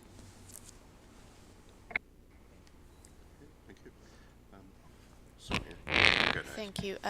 Question for the applicant. The objector, so my question is, around, if you could explain why this would not have a detrimental impact on traffic congestion and parking. And I note that the objector mentioned that if every house on that street were to have extended the frontage of their property, then traffic flow would be totally unmanageable. So I wanted to know a little bit more about traffic management if this were to go ahead, so post construction. Thank you. As far as we are concerned, the construction traffic management plan proposes reduced construction traffic hours and strict scheduling.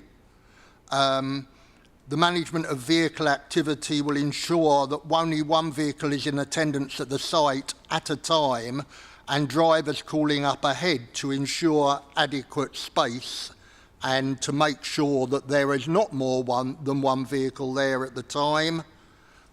With regard to the completed scheme, we don't believe that this will impact traffic generation in the area adversely afterwards. So both with regard to the construction phase, the construction traffic management consultant has ensured that everything that can be done to make this a site, including routing and timing of vehicles, is a good response in terms of what neighbours require. And as I say, after the construction phase, there seems to be, no doubt that there won't be extra traffic generation either. The flat is meant for a family member as well. And so, after the building has been completed, we envisage no extra traffic coming to and from the site than hitherto. Okay. Thank you. Actually, I have a question for the applicant team. It relates to the construction method statement, because in the documentation, I believe these, in fact, 4 houses, it's rather unusual because they are, in fact, I believe, built on a concrete slab, and obviously we're right by the railway, the underground. What kind of investigations have been done to be confident that, because you're creating a basement, so that slab is going to have to be broken in some way, that is something that can indeed be done safely, and also there would be, and I guess this is some perhaps straying into party war matters, but clearly somebody undertaking work like that would have to have expertise, and also I would have thought insurance. Are there any comments that you can make in regard to these issues? We've engaged suitably qualified professionals. We have done desktop studies to evidence the site conditions, and we have also done physical investigations through boreholes to make an assessment as to the ground conditions. And with those methods, we've proven that the likelihood of damage to neighbouring structures or even the existing concrete deck is likely to be minimal, is how it's been portrayed. And this is not the complete level of investigation that's required. There are also conditions still to be responded to as part of the of any planning permission.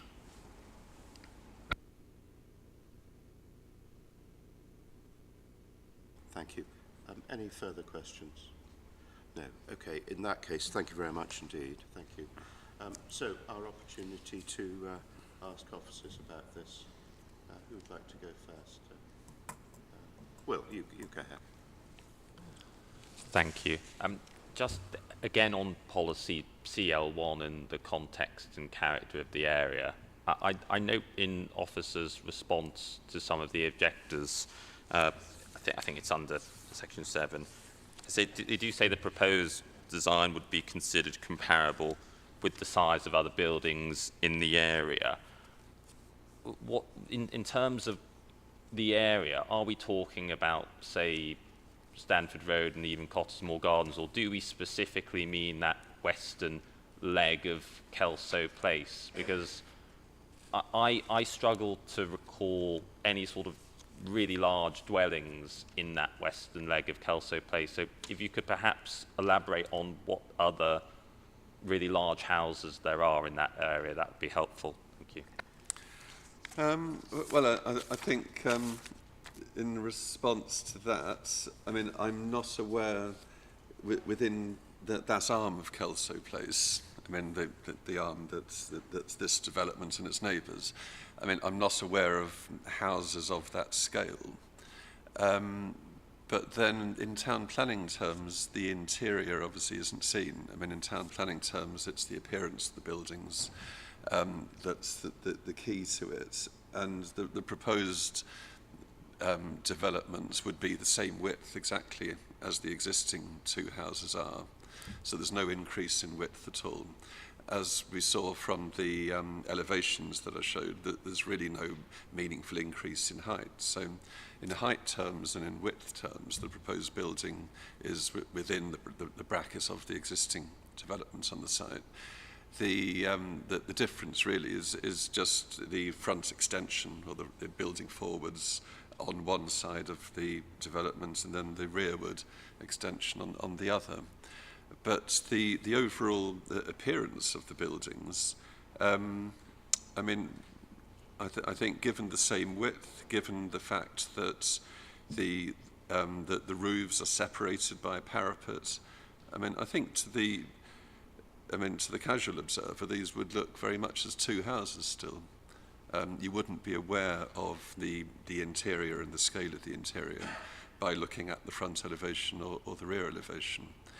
I think it's also worth pointing out that this particular, so at the end of Kelso Place here, is not actually within the conservation area, which does imply a little bit more freedom, in design terms.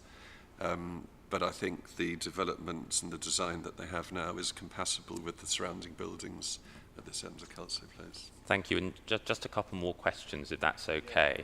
Just to address this point that's been touched on before, but about the number of dwellings and this idea that although there will no longer be two houses, there'll be a house and a flat, there are just two family dwellings. I'm just keen to know, is it almost a hardline policy that, say for instance, to use an in extremis example, if 6 houses were combined and 5 studio flats were replaced, that, well, there's still 6 dwellings there, so we can't consider it? Or is there actually a line that when crossed we are able to consider?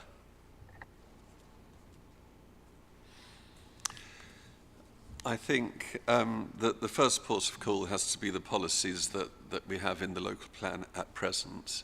And those policies for a development like this and this sort of scale are really to do with the number of dwellings. So it is quite important, or it's essential in policy terms, that there is no loss of a dwelling, but they obviously achieve that. Yes, one dwelling would get larger in comparison with the existing, and the other one would get smaller. You could look at it like that. But there is nothing in our policies in the local plan 2019 that would object to that, as long as the number of dwellings is maintained. Your question went beyond that to a different scenario where there were larger numbers of units. And I wouldn't advise that there could be no situation where we'd actually say, look, by matter of fact and degree, this is a substantial change in the housing provision on a site, even if technically there were unit numbers matching. I think at a certain point we'd probably start arguing this is too substantial.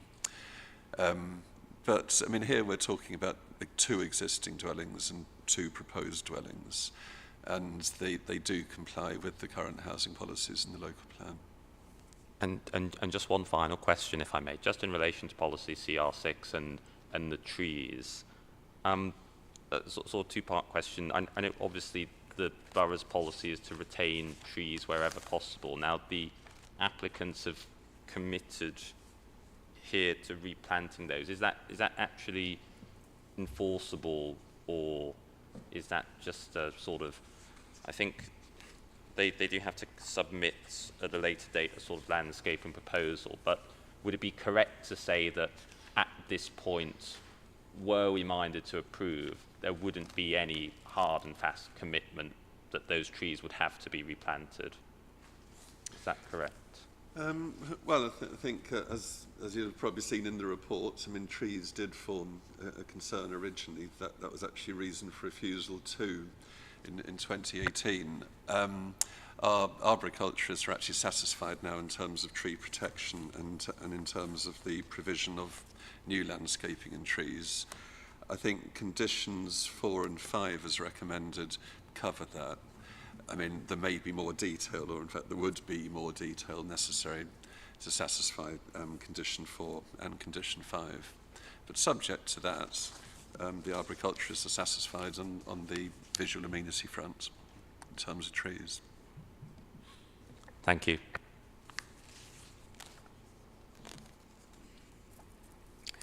From the history of this application, I can see first time withdrawn, second time refused, third time refused, and appeal dismissed. So what has changed this time? Well, essentially, yes, as you've seen in the history, the applicants have had a bit of a journey to get to this stage. To begin with, there were 3 reasons for refusal. They managed to whittle that down to 1 in the second application. They have now basically reorganized the interior. They've provided a much better residential unit now on the top floor to deal with that. They've, I think in design terms, they've come up with buildings now that are compatible with the neighbours, which wasn't necessarily true of the second refusal, hence it was refused. But one by one, they have addressed those reasons for refusal. Hence, the recommendation is now to grant, subject to conditions.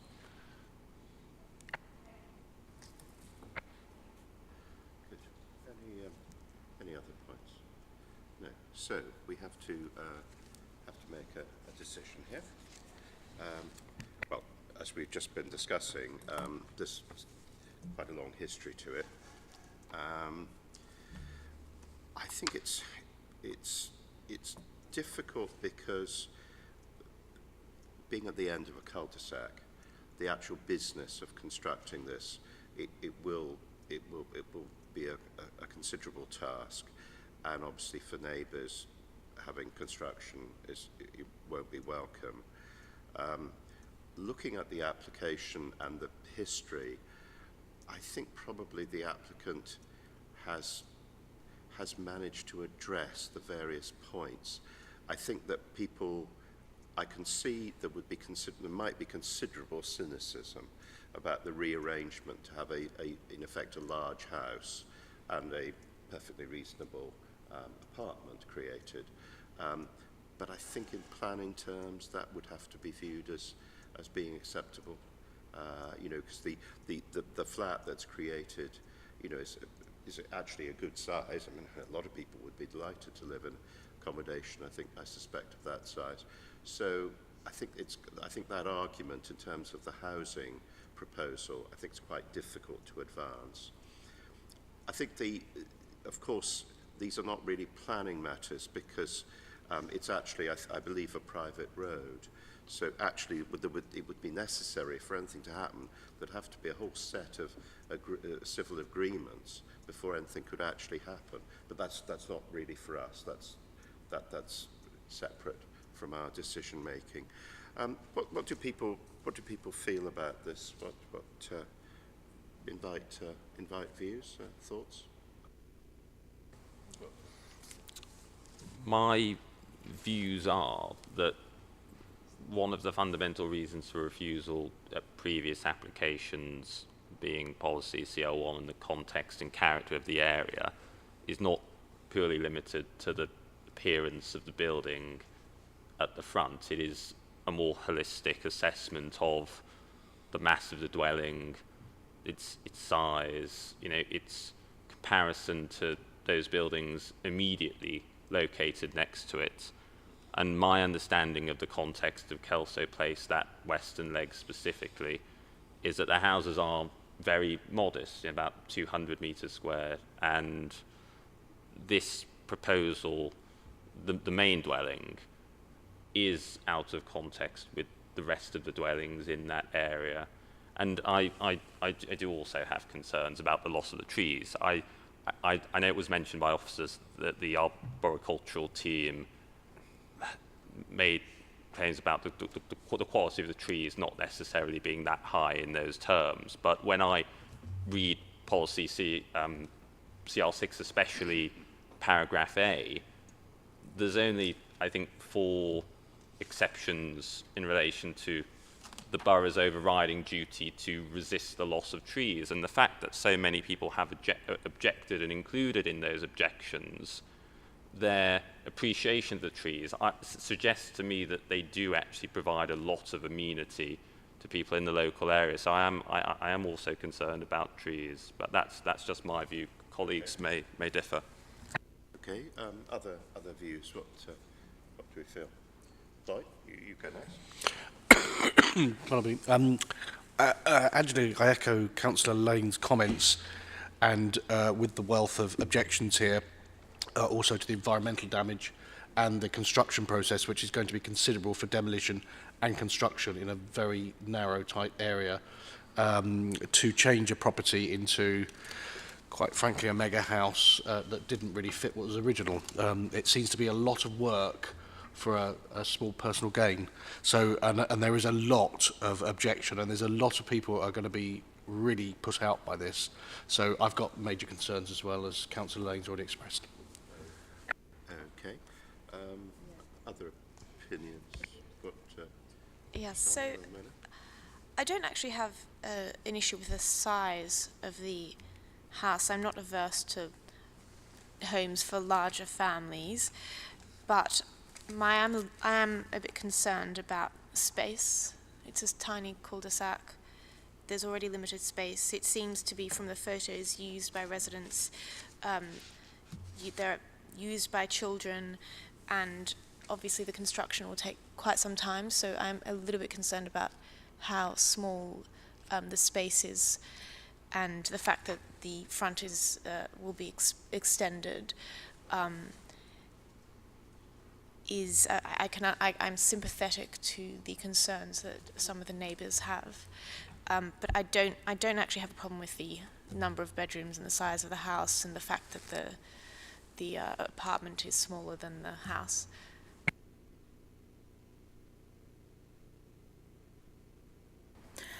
For me also, I come around the environmental issues that pull me out or away from it, and the amount of rejection or objection from some people around the area. So I think we need to think about it. Oh, okay. Well, thank you very much indeed for those views. So I'm going to turn to the officers, and I think we've got an idea of what's going to be a direction of travel. I just wanted to have a conversation. If the recommendation was not adopted, it seems to me that a reason for refusal, I think, would have to be formulated using CL1, CL2, in terms of we would be saying that the overall bulk of the building and its appearance in the local context, in the streetscape, I think that would probably be the reason that I think we would have to say.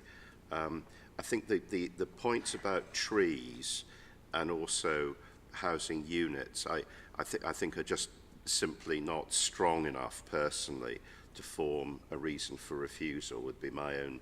I don't know. Would officers like to comment on that. What do you feel? Well, Chairman, I think in terms of housing units, I mean, the really fundamental point is that it does comply with local plan policies at the moment. So there would have to be something a reason that went beyond the policies in order to substantiate that reason for refusal. There is no policy that deals with the reduction of one and the expansion of another, as long as the number of dwellings is maintained. If one of the dwellings was a pokey little dwelling, I mean, obviously that was one of the reasons for refusal before, when it was at the lower level, that would be different, because that would be the quality of the dwelling. But in this case, it would now be a top floor flat, so that it would have no amenity issues. In terms of the scale, I think a common theme that was running through your concerns related to the front building line, building forwards, and creating a building that would not just look a little different, but obviously would start constricting the space at the front. I mean, that I think was a common theme. And that would relate to policy CL1 and CL2. So, yeah, I think that's where you're heading. And just briefly about trees. I mean, I would have thought I think it's condition 4, recommended about landscaping condition. I would have thought that sensibly would surely cover, because I think an argument isn't being advanced that trees are going to be removed as part of the scheme, which would be something that would be unsatisfactory. I think because clearly trees of lower quality can be removed as part of schemes, and it happens all the time. So were we to go there, I'd be reluctant to suggest having trees as part of a reason for refusal. Do you think, does that make sense to you? Yeah, I mean, I would suggest that that's an accurate statement. I mean, the condition, if you are granting permission, that the condition would anyway be consulted upon, so there'd be the opportunity for people to object. That condition could even be brought back to committee at that time in that scenario. I mean, I'd suggest that the loss of trees wouldn't be a good reason for refusal, but that's your final choice, obviously. Okay, well, that was useful. So, colleagues, I'm going to put to the vote that the recommendation obviously is to grant permission with the conditions attached. Can I see those in favour, please? Can I see those against? Oh, sorry. Sorry, was that 2 in favour then? Yes. The recommendation. So that's 2 in favour. Yeah, and those against? Okay, so the recommendation is not adopted by 3 votes to 2. So we need to have a reason for refusal. Following the discussion I just had with Mr. Taylor, I would suggest that the reason would be relating to the design and massing of the proposed new buildings. Mention has been made of the way in which the front building line would be coming forward substantially, certainly for, I think, 38A, one of the buildings clearly comes forward. Would somebody like to propose, maybe Councillor Lane, would you like to propose that be the recommendation to refuse on that basis? Yes, I propose to refuse on that basis. Okay. Is that seconded? Okay, Councillor North was second. So can I see, so the resolution is to refuse permission for those reasons as proposed by Councillor Lane. Can I see those in favour of those reasons for refusal, please? Those against? No, so that's unanimously granted as the reason for refusal. Sorry, unanimously agreed that those are the reasons for refusal. Okay, thank you very much indeed. Thank you.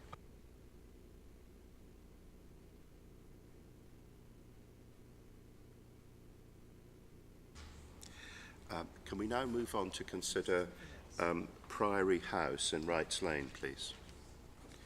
Derek. Thank you, Chairman. Right, so we've got the first slide on the screen. The application before you is essentially to refurbish Priory House, carrying out a few external alterations and then the creation of a roof terrace at the 6th floor level.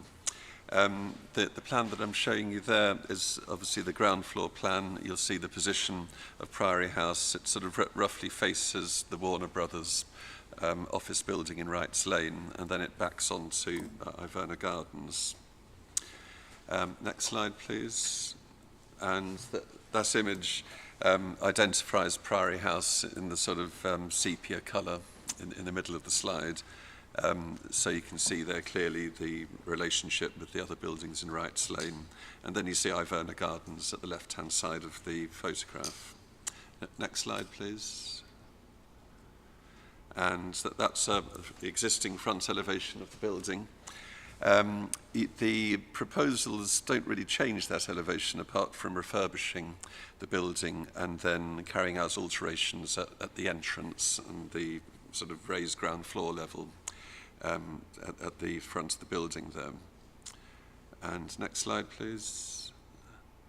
And that shows you an impression or a narcissist image of the refurbished and altered entrance to it. So you can see there that there are new doors and a new canopy, and also there's some soft landscaping provided by the planters that you see along the front at the back side of the pavement. Next slide, please. And that aerial image is quite useful, where it shows in the green outline, that shows the position of the proposed terrace. So obviously you'll have read the objections to forming a terrace there. The comparison needs to be made to the blue outline that you see on the left-hand side of the image, which is an existing residential terrace. So the residential sort of flat behind that have the blue outline terrace already that exists.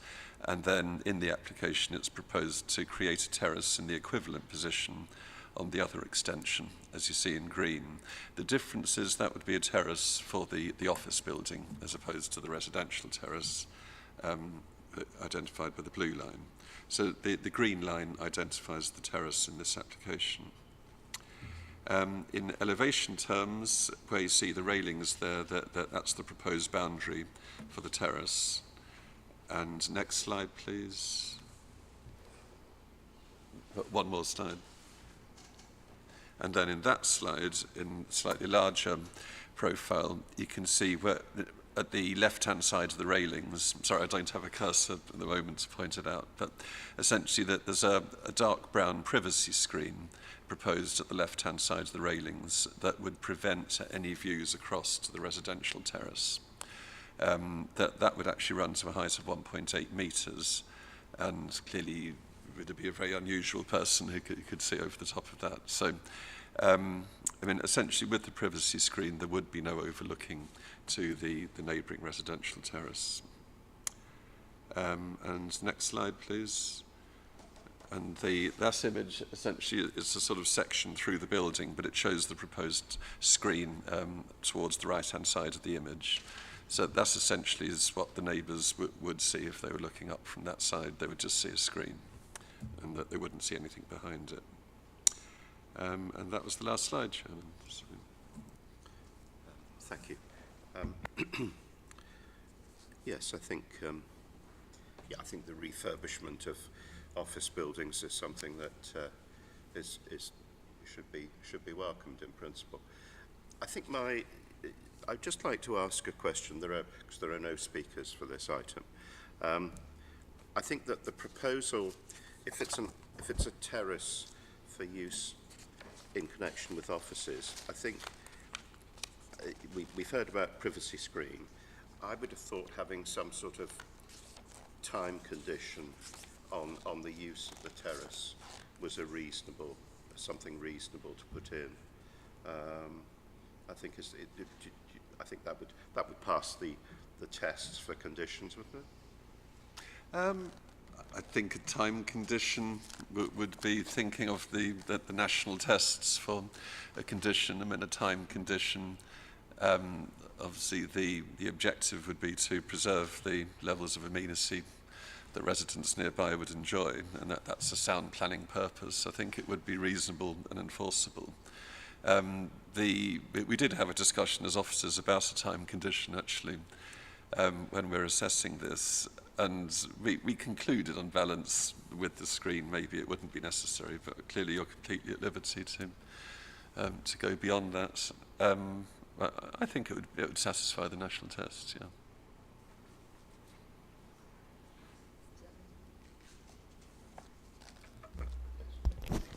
Sorry, Chair, we're talking about condition 9 here, presumably. Are we talking about the terrace? Sorry. Yeah, we're talking about the terrace, about the because there terrace. is condition 9, but there is an issue possibly about the enforceability of it, the way it's worded at the moment. It might be to have a straightforward, a straightforward restriction on the hours of its use, may be easier to enforce. Yeah. Because obviously then the residents will be able to see who's on the terrace and, if it's being used or not. I mean, if the time was between 8 and 5 or 8 and 6 or whatever, that would be much more easily enforceable than the way it's currently drafted. Perhaps if I can ask colleagues, I think to my mind, having a time, having 8 a.m. to 6 p.m. would feel to me reasonable limits for something associated with an office. Does that, would colleagues? Yes, I think broadly speaking, I think there's agreement on that. Any further questions to officers, or does anyone have any queries on this? Otherwise, I think what I would say is I think if we add in a time condition, as we've just discussed, 8 till 6 p.m. Otherwise, I think what's proposed seems to me entirely compliant with policy and things. So, I think happy with that. Okay. Sorry, Chairman, if I could just, for the benefit of anyone listening at home or anything else, what we'd do then is we'd replace the existing condition 9 with the proposed time limit condition. Yeah, that's what I thought. Yes, I think if officers feel that's the correct way of doing this, then I'm very happy to go along with that. So the recommendation is to grant with, in effect, a new condition 9, as we've just discussed. Can I see those in favour of granting, please? Okay, so that's granted. That's unanimous. Thank you.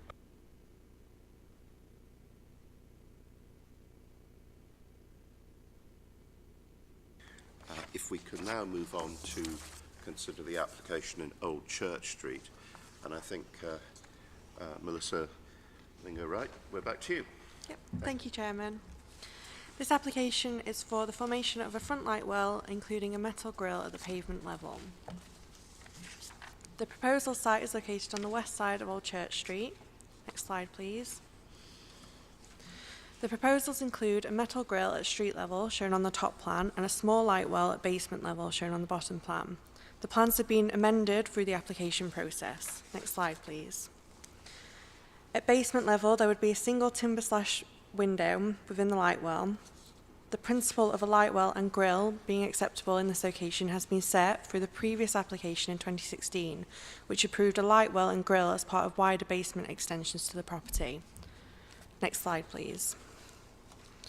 This plan shows the size of the original grille submitted as part of this application. This has been reduced due to concerns raised by the Transport Officer that the large grille would have a detrimental impact on pedestrian safety. Next slide, please. This image shows an existing grille at the neighbouring property number 27. This grille does not appear to have planning permission, but it has been placed for over 15 years and is therefore lawful. There are also a number of open light wells within the wider street scene. The introduction of the grille and light well within this context are in keeping with the surrounding area and within the surrounding conservation area. Next slide, please. This plan shows the metal grille approved as part of the previous application. This permission was not fully implemented, and the light well and grille approved as part of the scheme can still be implemented and developed fully. Next slide, please. Given the reduction in the size of the proposals and the previously approved scheme, the recommendation is for approval. And that concludes my presentation. Any questions about this? Anyone? Yes, a number of objectors a number of comments refer to how narrow Old Church Street is. I was wondering if you were able to just speak to that and those concerns. So the pavement itself is quite narrow, that is the context of the area, but there are examples in the street of open light wells which take up more of the pavement area than this proposal would do. And also when it's an open light well, it means that it's not usable at all. Within this context, with a grill over the top of it, it means the pavement can still be used, which doesn't actually reduce the width of the usable area of the pavement.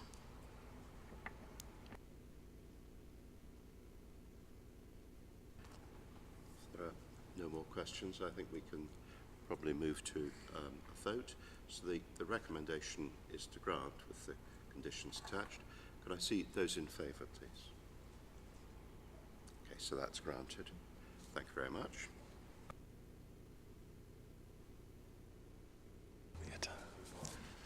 Sorry. If we could now move on to the application at 61 Addison Road. It's back to Mr. Taylor. Yes, it is, Chairman. Thank you. Can we go to the first slide, please? So the first slide there is an aerial image.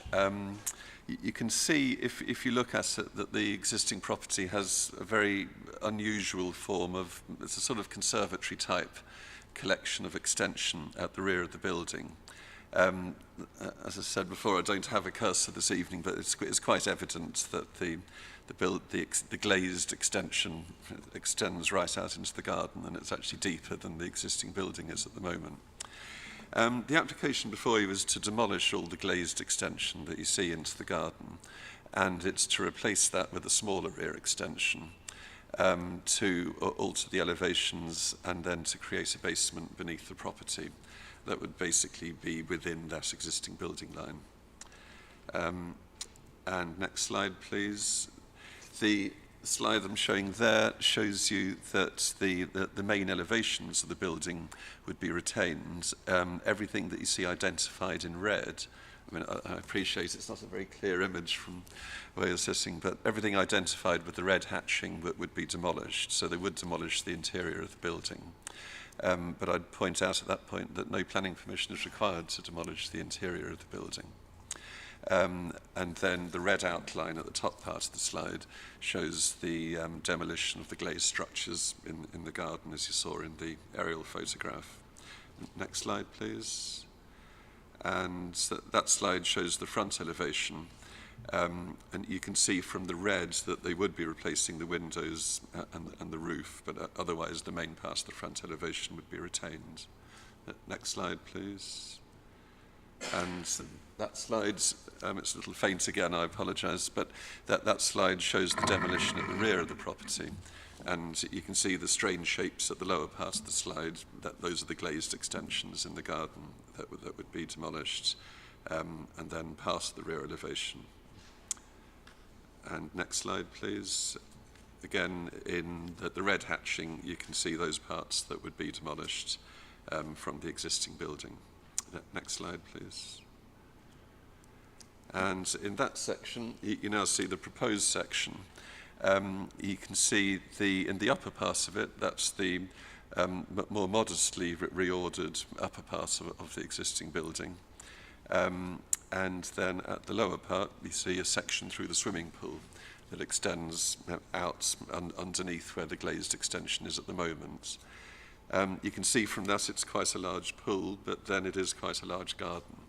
And the proportions of the pool, single story, and the projection of the pool all comply with policy CL7, which sort of identifies the limits for acceptable basement development. So although it's large, it's still within that policy, given the scale of the building. And next slide, please. And that image is a section taken the other way, and you can see that the basement doesn't actually run all the way across the slide. The pool and the gym next to the pool are evident at the right-hand side of the image. And then the next slide, please. And that's a closer-up image of the rear elevation. So you can see there that it's actually designed in a manner that's somewhat tidier than the existing rear elevation. And that's the last slide, Chairman. Okay, thank you very much. Any questions about this? Mona. From the people objection here, all of them, or many of them, just come around the flooding.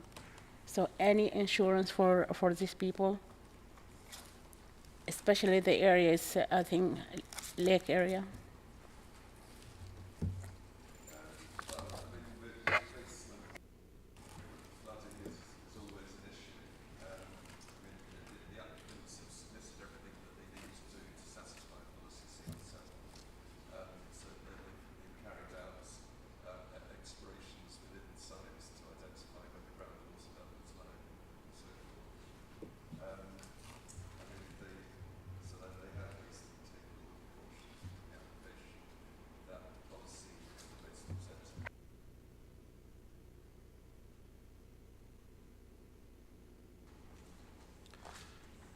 Questions?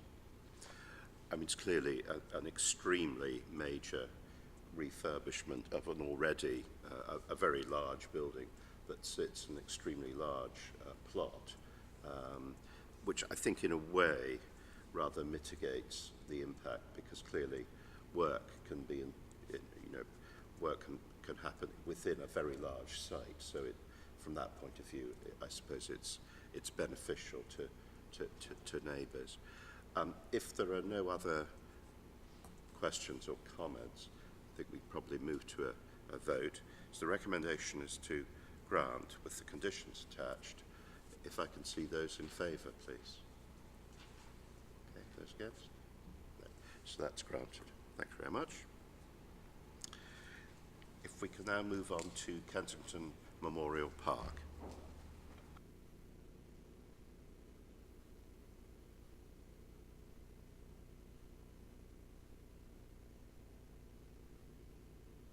Mike on. Okay, thank you. So this application is basically to replace two of the existing buildings within the Memorial Park and to alter another one. Essentially, it would provide a new cafe and new changing rooms for the existing park. The first image I'm showing there is a photograph of the existing cafe. You can see it's at the centre of the image, identified by the refreshment sign. So you can see the existing building is purely functional. I mean, it's of very little architectural interest. And that would be demolished and replaced by that building, but it would open it up underneath. The public conveniences would be moved into the main building, and that would just form a covered area underneath the existing pitched roof, so keeping the main feature of its appearance. Next slide, please. And in plan form, you can see there the main elements of the proposal. At the top of the image would be the rebuilt changing rooms, which would have a green roof above. Building B at the centre of the image would be the modified existing conveniences with the pitched roof. And where you see the semicircular feature further down, those would be pergolas with seats underneath. And then the rebuilt cafe, which you see right at the bottom of the building, right at the bottom of the image, sorry. Next slide, please. And in closer up, that's the roof of the rebuilt cafe. What you see on the roof are basically solar panels, so the opportunity is taken to put solar panels all the way across the roof. That's one of the themes of the refurbishment of the area, is a green sustainability theme. Therefore, the solar panels, the green roof, and so on all fit into that. Next slide, please. And this image shows the interior, the floor plan of the rebuilt cafe building. So it basically contains the public conveniences on the right-hand side, and then the cafe central to the building. And then there's a community room on the left-hand side. Next slide, please. And that shows an image of the proposed building. So you can see the cafe in the central part of it, and then those are the pergolas with the seating underneath that form the new area in front of the building. Next slide, please. And the next slide shows that you can see the solar panels on top of the cafe building, and then the pergolas and the refurbished areas in front of that. Next slide, please. And that shows the refurbished roof to the existing toilet block, and then you can see the open area beneath it. And next slide, please. And that shows the rebuilt changing room building. So that's timber clad with a green roof above. You can, if you look closely, you can just see plants poking out above the parapet running around it. So that would be the changing rooms for the sports facility. And that's the last slide. Okay. That's quite an extensive set of works, isn't it? Any questions? I've just got a couple of things. I think if we look back to the very first image of the existing cafe, I mean, I agree. It's with its metal shutters and things. It looks rather distinctly utilitarian. But the actual the kind of refreshments signage, I think, is actually quite fun. You know, it gives a sort of an old-fashioned seaside flavour. I think it's quite amusing, actually. I think it would be a pity if that kind of small detail was completely lost.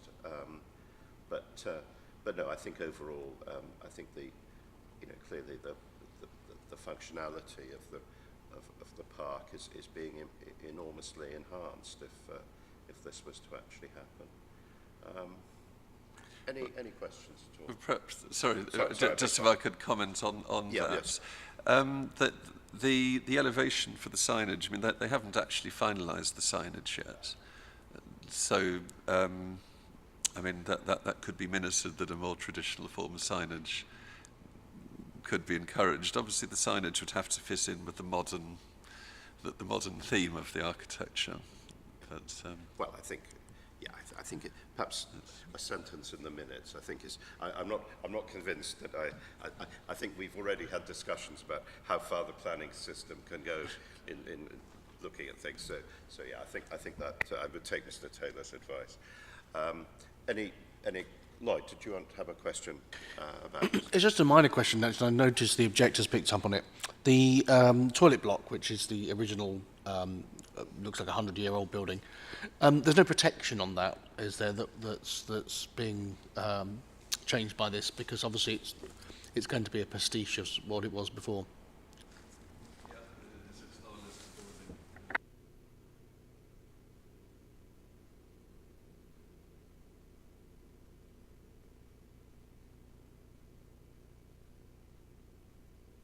Okay, so if we move to a vote, so the recommendation is to grant. Can I see those in favour, please? So that's agreed. Thank you.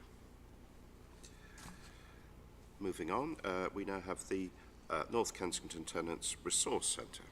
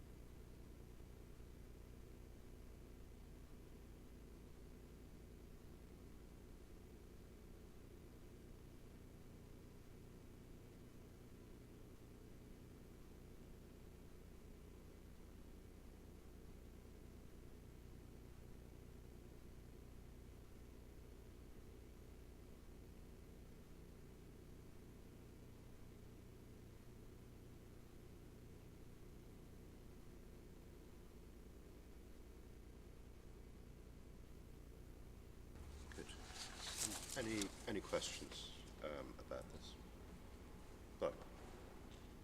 No. I noticed it says 240 properties notified, but not a single objection. So we wrote to 240 people and not one person objected? That's correct. Okay.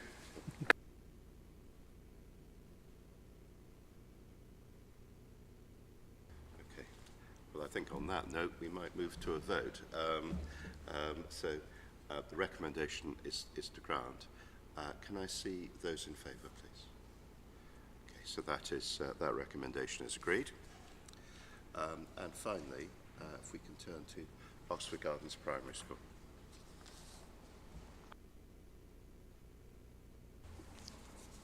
Thank you. Right, so the first slide for this one, identified by the red line, you can see the parts of the primary school that are subject to the application. The SEN building at the bottom is a special educational needs building, and then the building next to it, just to the left, is their existing arts building. Next slide, please. The photograph I'm showing there gives you the flavour of the architecture at that part of the school building. Next slide, please. And that image shows the existing outdoor play area, which is part of the special educational needs building. That's a useful photograph because that's where the fence is proposed to be raised and then with a roof over it. It's important to note that's central to the school site, so you wouldn't actually see this from outside the school site. Next slide, please. I don't know if you can pick it up at that scale, but essentially in the upper part of the image, that's a section through the roof that would be constructed over the special educational needs play area. And then the bottom part shows where one of the existing arches would be infilled, but 3 of them would be kept open. Next slide, please. And that's the interior elevation, just showing the proposed raising of the fence that would form the boundary to the educational needs play area.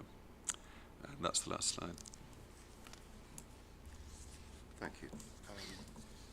Any questions about this? No, it's actually it's a large school with a large school site actually, and this is very much within it. So the recommendation here is to grant. Can I see those in favour, please?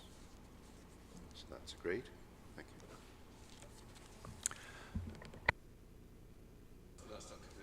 And that brings us to the end of the meeting. Now, before we go, I would just like to mention, I think probably many of you colleagues will know, Derek Taylor retires this Friday. Having worked for the Royal Borough for 34 years, I think, Derek.